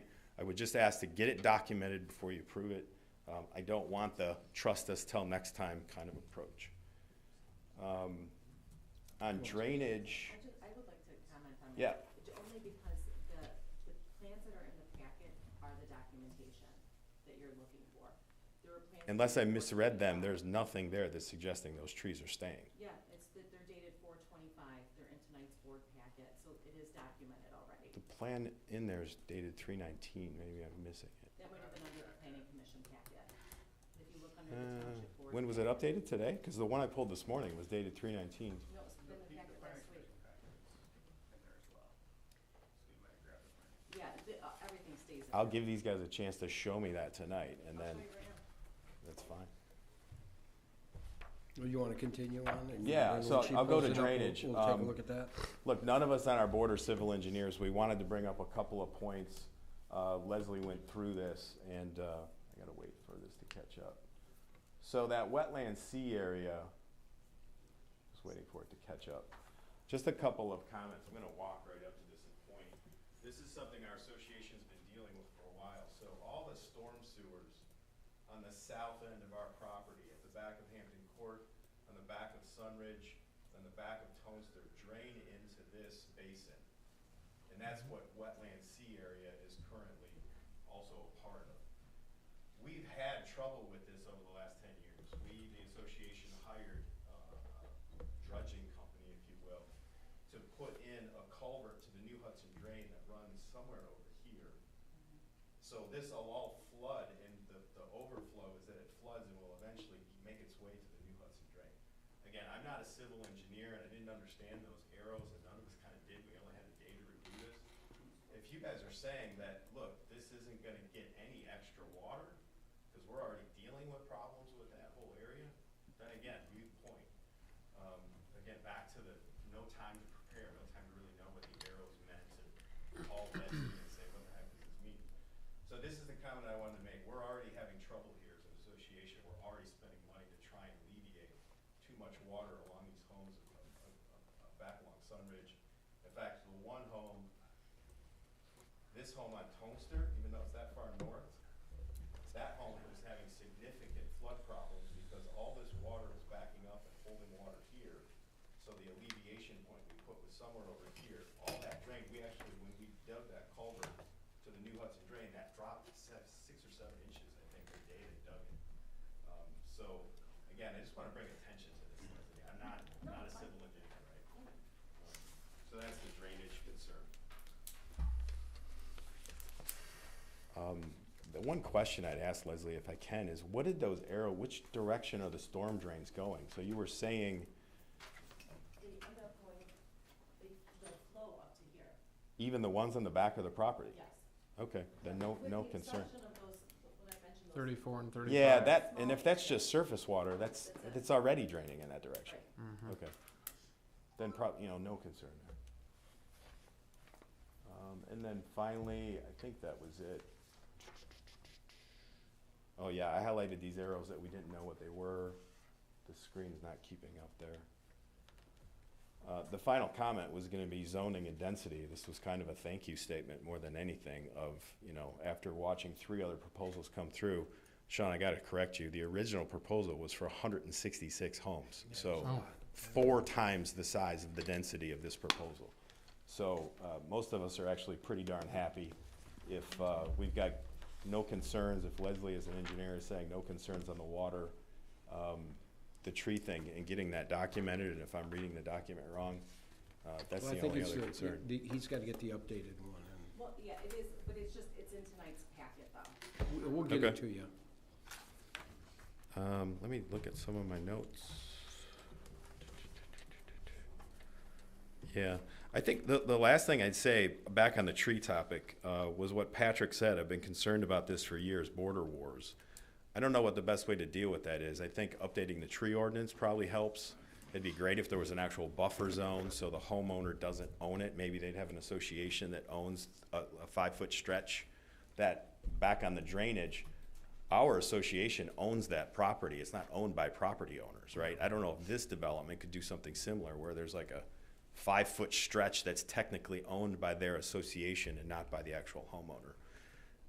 Look, I'm looking for something to help to avoid a border war with the trees.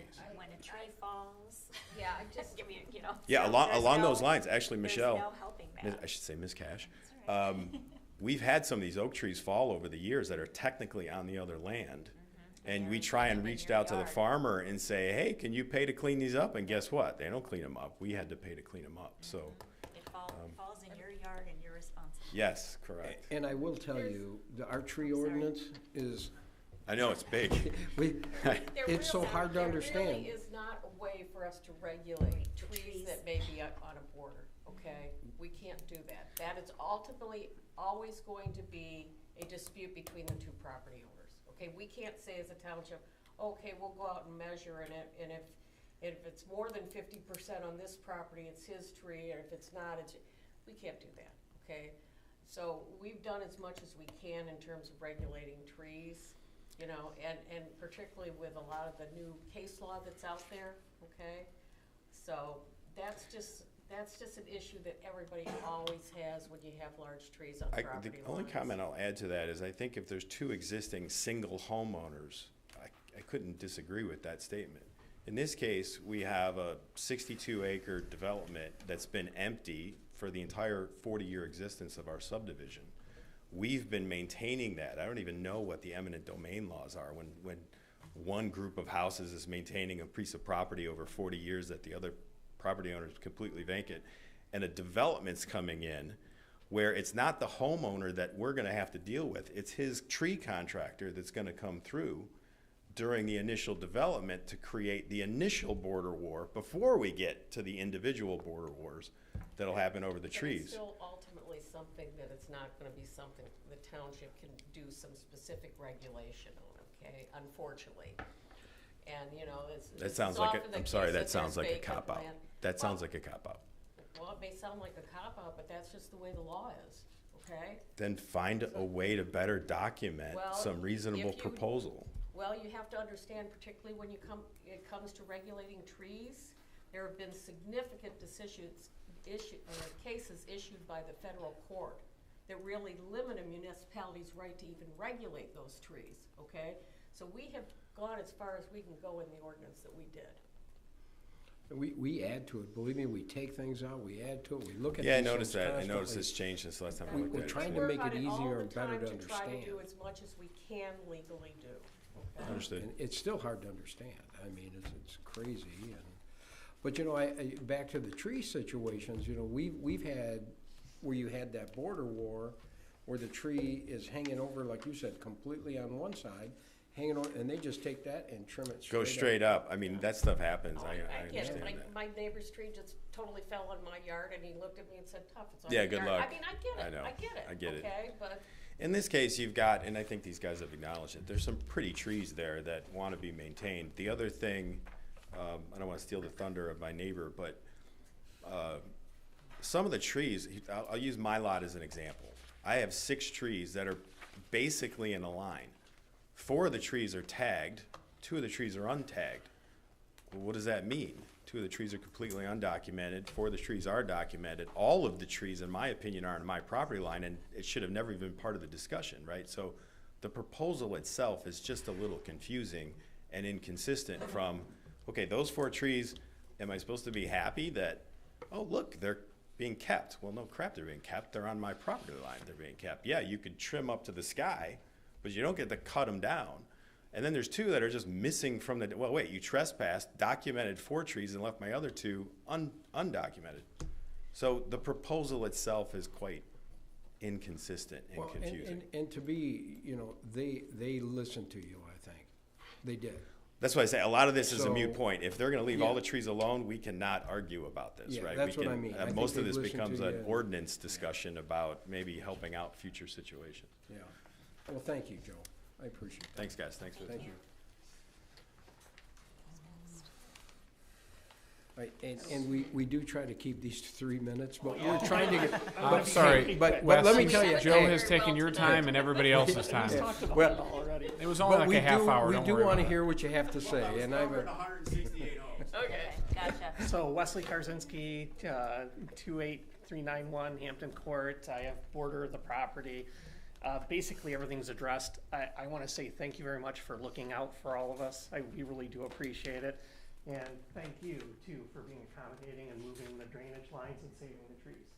So the drainage was resolved. The trees sound like it's resolved. The pathway in between the subs, great. Thank you for doing that. And thank you for proposing that stuff, too. Well, That's thank you. awesome. So thank you very much. That's Well, you it. still have 2.5 minutes. I can keep talking. It is a little confusing in the back with the trees, It because they look like they're all in line for the most part, and some of them border the, you know, what I think the property line is that was surveyed over at Joe's house. And some of them have tags and some of them don't.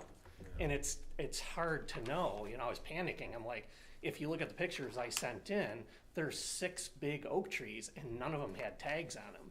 And some of them are fairly far over. They're probably 4 or 6 feet from the you know, the fence line. Some of them are right on the border, but none of them had tags. So, you know, I was panicking. I'm like, Yeah. oh, they're gonna wipe out those 100-year trees, you know? It's like, big oak trees, you know, it takes a long time to grow 'em. But it looks like you guys are accommodating it, so thank you. And thank you again. Thank you. Thanks, Wes. And we do read all them letters. I read that whole thing, and I'll tell you, that was put together very well. and Well, thank that's you. 10 years of work. Every time You just had to change dates. Supplementing. Yeah. Getting my board to approve that I could send it in the board's name, that was something today too. Come on up. Hello. How you doing?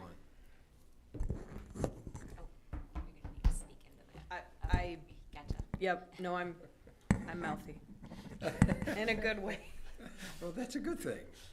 All right, my name is Julie Foley. I live at 59701 Sunridge. And I'm about one house over from proposed site 33. So right in that corner of that whole drainage area, the southeast corner. Some of my questions have been addressed, so I'm gonna skip right over those. But regarding the northwest corner, I see that the sidewalk has been extended northward on the west side of the remainder parcel, and that there is a crosswalk going over Silver Lake Road. But what about extending north over Pontiac Trail? Will there be one there? Because Learning Tree has been built, they do have a sidewalk on the north side of Pontiac Trail. So, I don't think that's not proposed, right? No. They did discuss it earlier, apologize, they did discuss it earlier that at the time of the north parcel being developed, then the sidewalk on the north end would be installed.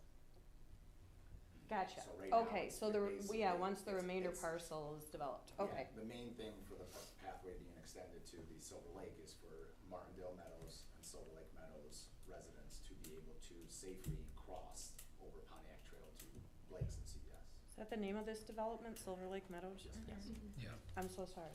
Thank you, okay. All right. So, thank you. That's the first one. I'm going to, you know what, there is an agenda here. So I'm going to tack on to the Encore Premier comments from earlier about getting a larger volume of people and increasing the communication. Just add another tick for lack of communication to the Martindale Meadows Homeowners Association. The last 4 previous developments, all 13 of our houses have been contacted that physically touch the potential development, so I'm disappointed about that. Regardless if it is state minimums, I understand for legal precedents why those occur, but if it has happened 3 times before, then it is a precedent. Why it has not occurred this time could actually present problems. Having a footpath, I know there in previous developments, there has actually been a connection of Barkley Road continuing west into a new development. Having a footpath now, I don't feel that that is a problem. Have not heard much about it from my neighbors, any of the 169 units in our development. But again, communication and consideration is appreciated. But I'd love to know why the footpath is only 5 feet wide when most of the public sidewalks in the township are now 10 feet wide. And then the pathway from Denise Court on the northern side of the development to the sediment forebay, why that is 10 feet wide. I can answer those, if that's okay. Go ahead. Go ahead. So actually in the township, if it's a sidewalk, it's required to be 5 feet. The road commission actually required that sidewalk connection. They wanted the road connection. Once we explained that from previous public hearings, we had heard from Martindale Meadows, all of us were aware that the residents would not want that connection. So the road commission actually backed down on that requirement, but did require the pedestrian connection. There's nothing in the ordinance that says that section has to be 10 feet, and actually it's probably best for both parties that it's 5 feet, so then people are not gonna be driving over it, or 10 feet's almost a lane of traffic. Correct. But the sidewalks that I see, well, actually, There's- Pathways. yeah, Interiors, certains are interiors. quite We have different interiors. classifications. There's Yes. sidewalks are 5 feet, pathways are 10 feet. Okay. And then pathways are typically reserved for along the main roads. And the pathway around the basin is actually a maintenance pathway. It's not meant to be a walking pathway. That's so that HOA can, like if they have future issues with their ponds like you're having, that you can actually get equipment in and maintain those basins. Okay. So, am I correct to assume that that pathway around the basin is 10 feet? I don't have the exact measurement on the sheet I'm looking at. It might be a little bit larger than that. It's a Okay. little bit larger than Yes, thank you. Okay. Okay. What is the township's insect, specifically mosquito mitigation plan for standing water? Well, that's unfortunate. We, well, So actually, later West on the Nile agenda- virus and E Later, EEE? later on the agenda, actually, we work with the county on a, program you can, So what happens is you have to come in and grab your medication for your pond to throw in if you wanna do something like that. Is it possible to get something for this many of acres of land in the basin? I don't know how many are in there and how much they do, I'll have to Well, read it, but I don't can I know. get a large volume? Can an individual or an HOA get a large volume I don't think to you need- mitigate? Yeah, I don't know how large you need for what, I don't know what the recipe is on the back. Okay. So you have to look. Okay, I just wasn't sure, cause we have rainwater collection barrels. We put a little, mosquito dunk in there. Yep. Every There's month. Big ones this size, Yep. there's small ones, just have to Okay. read the packaging. Okay, thank you.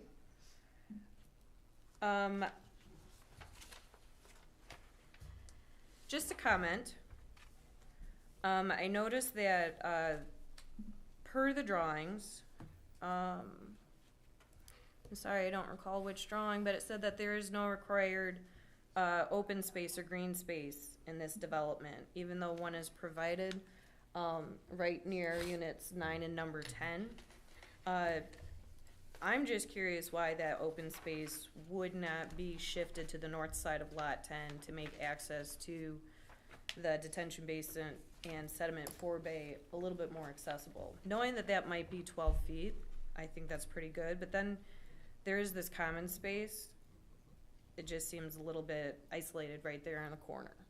So that's strictly a comment. I'm not sure if anyone has any insight into why that wouldn't be moved to make a larger open space, because some of these, a detention basin does not have frequent maintenance where a vehicle needs to be drive there. So you have 10, 12-foot wide path that will be pretty much unutilized space. Well, this 24,535 square feet of space could easily be moved to the north side of Lot 10 and have that shifted down and have much larger, more utilized community area for the neighborhood.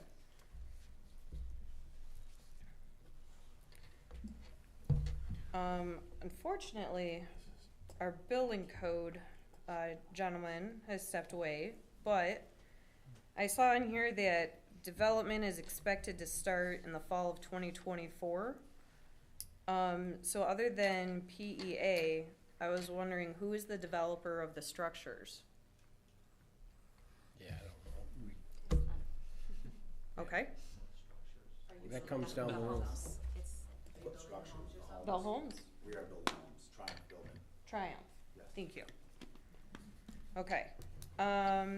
So I am not sure at what stage in this process are the home drawings made available.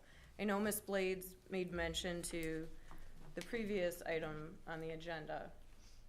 Looking at the actual construction documents, the specifications, a lot more than just all of the site and everything. Because I will agree, I've been in my house for the better part of 15 years, and I have seen all 4 of these other proposals come in and out. I do not have any objections, but I want to know that what is being put into this relatively, accommodating plan development, I want to know that it's, and please, no offense to anyone present, but I want to know that the quality of what is being built is deserving of our township. I know it will meet the minimum building code requirements, but I was just wondering at what point in this process are those available Well, I to the think public? They become available pretty quickly. I mean, we see renderings. I don't know if did you submit any We're renderings? actually in the process of working Yeah. on it right now. So once the renderings will be submitted, I mean, that's not a problem. You can get them. part of that though is the difference again between this being a straight zoning a project and not a planned development where that's where we typically see the elevations. But they coming still to give us us. elevations, and they do, But I can no assure matter. you the Yeah, product. but it doesn't come back to a meeting. Right, it No, won't. We're done. no, but he can give them to him, that's what I'm saying. He'll get them, we can get them to you. Okay, so the answer is they're available, we just don't know when. No, Well, if they they're will not make them They available. just said they're working on them. They will be available, we don't know when. Okay. Again, like we say, this is a different process for us. This is not a PD. And PDs, we have more, input. These are straight zoning and, it's basically on their dime. They'll show us, and then we can get them to you. If you want to see them, we'll get them to you once we see them. But I can tell you, they build a very nice home. They really do. I was curious because I know previous developments go through three planning commissions and also 3 board of trustee commission meetings That's the each. PDs, yeah. Okay, so is this This is different? straight It's a zoning. different thing. Okay, This is so a will this straight be zoning. approved tonight? Yes. Yes. Okay, thank you.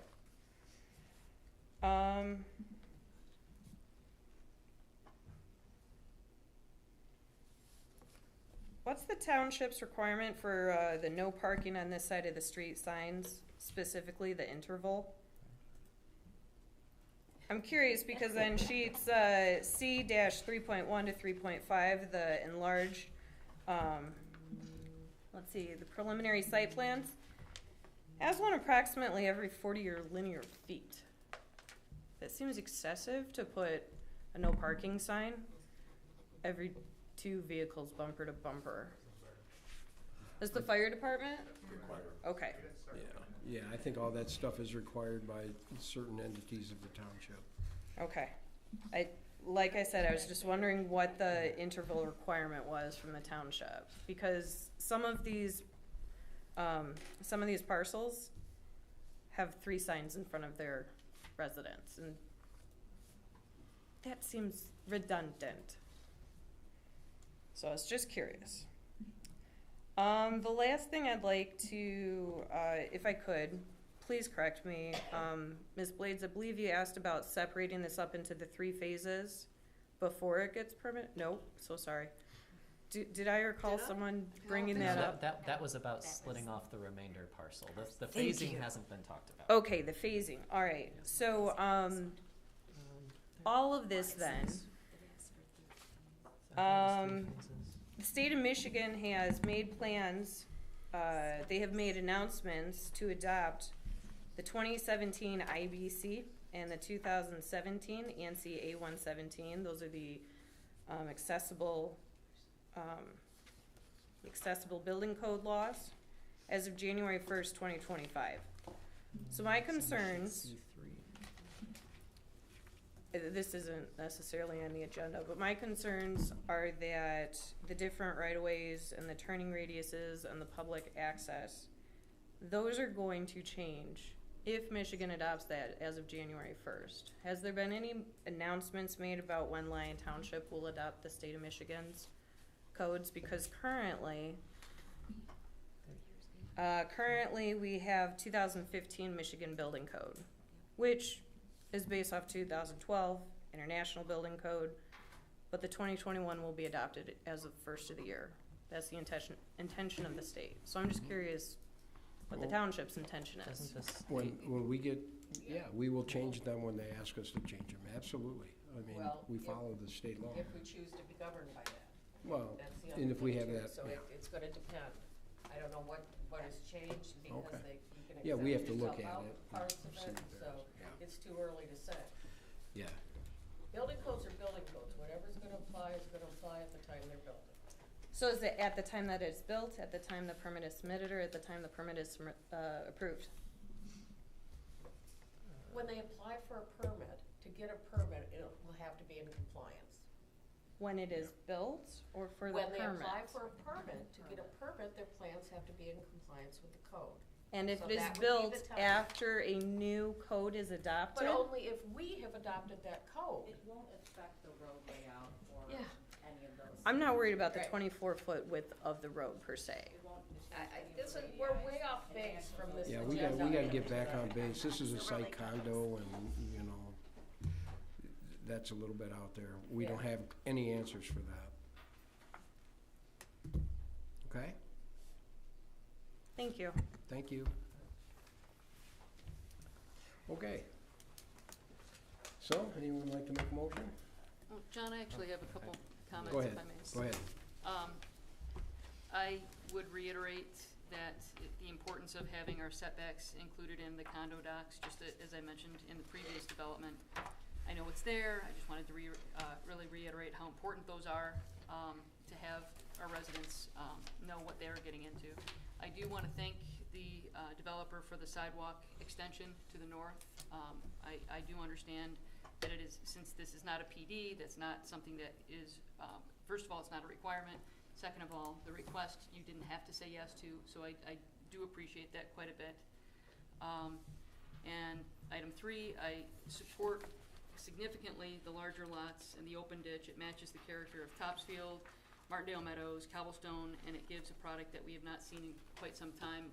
Also, it's nice to have that density come down from previous development option or plans that came in and were denied. And then I guess the last question, because I know everybody's talking, we were all talking about the trees. You made a very good comment, like once you've protected them and you walk away, we have a new homeowner, they may decide that they don't like that tree, and calling the ordinance officer after the tree is down does not help the residents. So is there any kind of language that we could put in the condominium documents that would state that for some of these parcels, that before a resident could remove these trees at the back of the lot, that they would have to confirm with the township where the lot line is? So it's not us really intervening, saying you can't take the tree down, and this is, these border wars, but it's at least putting in a level of protection that before somebody gets chainsaw crazy, they at least have to check, is that tree on their property? And that was kind of the only thing I could come up with as a possible way of. You're saying for in the condo docs? In the condo docs, being able to say before somebody. We can add some language. I mean, in is the that, condo docs, is that something that would normally be done? That way you're well, once again, it's, I know there's association, but the big key thing is who's gonna be policing it. Oh, sure. Is the association president gonna take work off every day to walk around the community? So that's the biggest thing. But we can definitely try to incorporate some type of language in there that. Just to kind of put somebody on notice within your development saying, oh, I have these mature trees, before I decide to take those down, I need to go in and confirm at the township level where the property line is. You know where your property line is, I know where my property line is, but does this new homeowner? Well, when we meet with our homeowners for final walkthroughs, our lots are all final graded, and Leslie knows, and the requirement is that all 4 of our corners are staked. Oh, okay. And when they are staked, that is something that we are very adamant of showing them that, hey, this is your property corner, make sure you make a note where it is, let alone that there's corner rods put in. So in the event the future that the labs come out, they can easily dig up a little bit of dirt, and 6 inches below is a big metal rod with an orange flag tied around it. You know Right. what I mean, for future. But, as far as the language goes, that's something we're not opposed to doing. I just wanted to put it out there that we just can't be responsible to police, even during the project. I live in Saddle Creek, so I live up against the detention pond, and we had a tree that was slanted. It didn't fall, it was healthy, a lot of foliage. Neighbor didn't like that it was slanted, and everything was falling on his grass, so he just went and cut it down. At the end of the day, it's not something we wanted. I liked it, but I'm not gonna go fight him over it. Right. I mean, it is what it is, but, at the end of the day. I'm just trying to find like some middle ground. You gotta be good neighbors, and Yes. that's what it is, and you're gonna have the good and the bad, so, as far as neighbors go. I mean, that's just a suggestion of one way to kind of, another level of keeping somebody on notice when they move in, and, that's the best I could come up with as a middle of the ground. Yeah, we will do our best to incorporate some language. And those are my comments. Okay.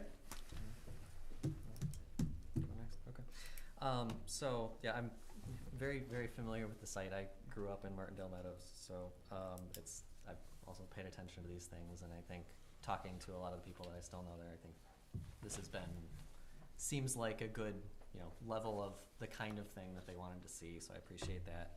Again, I really appreciate the Barclay pedestrian connection. Question on the intersection crossing, I guess, I did not get a chance to check. Do you know, does that have a pedestrian signal, or is it just the traffic? RCOC right Okay, now. so it'll be up to Obviously, them this just to, happened last month. right. Everything is going through RCOC. Okay, assuming they warrant that, is that something that you would put in with the crosswalk? Like I said, Or we'll I have to see what the requirements are before Okay. I can speak on that.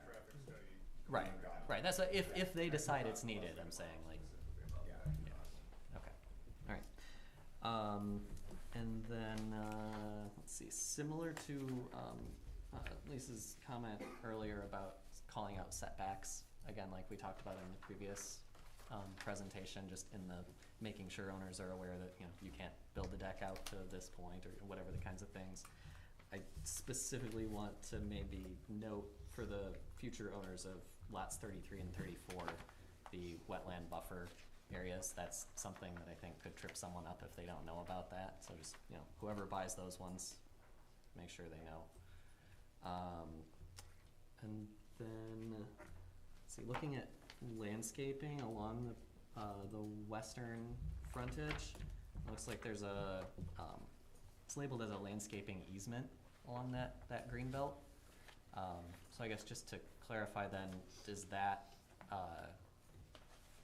green belt, is that on those individual parcels as opposed to being a common lot of the condo? Do we typically see it done that way versus because I'm assuming maintenance of that green belt would be the HOA's responsibility and not the individual homeowner.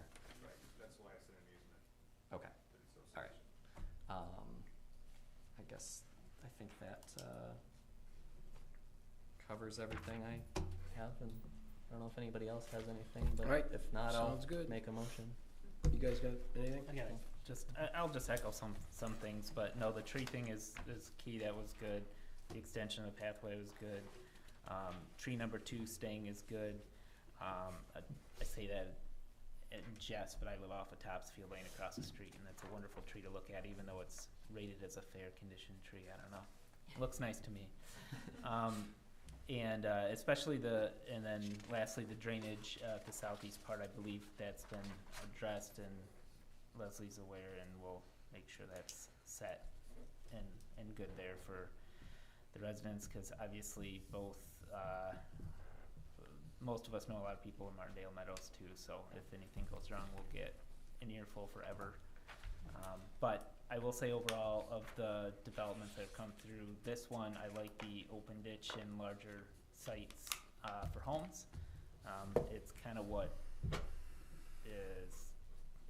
it fits well within the area, and I think somebody already said it, but yeah, cobblestones like that. Martindale Meadows has the nice open areas. The back of my neighborhood has open ditch and big lots, and Lisa Street, same thing. So it's good, in Deer Creek to the south. So I think this fits in better than any other development that's come through this. So. Okay, you good? I said my stuff at the beginning. I only Yeah. have one thing to ask, and when the renderings are available, could you leave your phone number, Julie, so we could, let's make sure we get her the renderings, because I'd like that to happen. And other than that, I think it's a great project, so. And I like how you took care of all the trees. I mean, that was important to the homeowners, and I really appreciate that. You wanna make a motion there, Robert? Yep. I will make a motion to approve AP 24-03 for the site condominium for Silver Lake Meadows. Support. All right, a motion and support. All those in favor say aye. Aye. Any opposed? Okay, thanks, everybody. And thanks for all the comments. I know it takes a little while to get through them, but we do appreciate it. We really do. Thank you for letting us do it. Okay, we're gonna move on to our last agenda item, is a resolution 2024-18 to authorize the West Nile reimbursement. Well, there's really nothing to talk about, so I'm going to make a There's not. motion that we approve resolution 2024-18. Support. All those in favor say aye. Aye. Any opposed? All right, thanks. Seeing any other comment? Anybody else comment from anything? Seeing nothing, new business is finished, and we're gonna adjourn this meeting. Thank you. 8:30 p.m.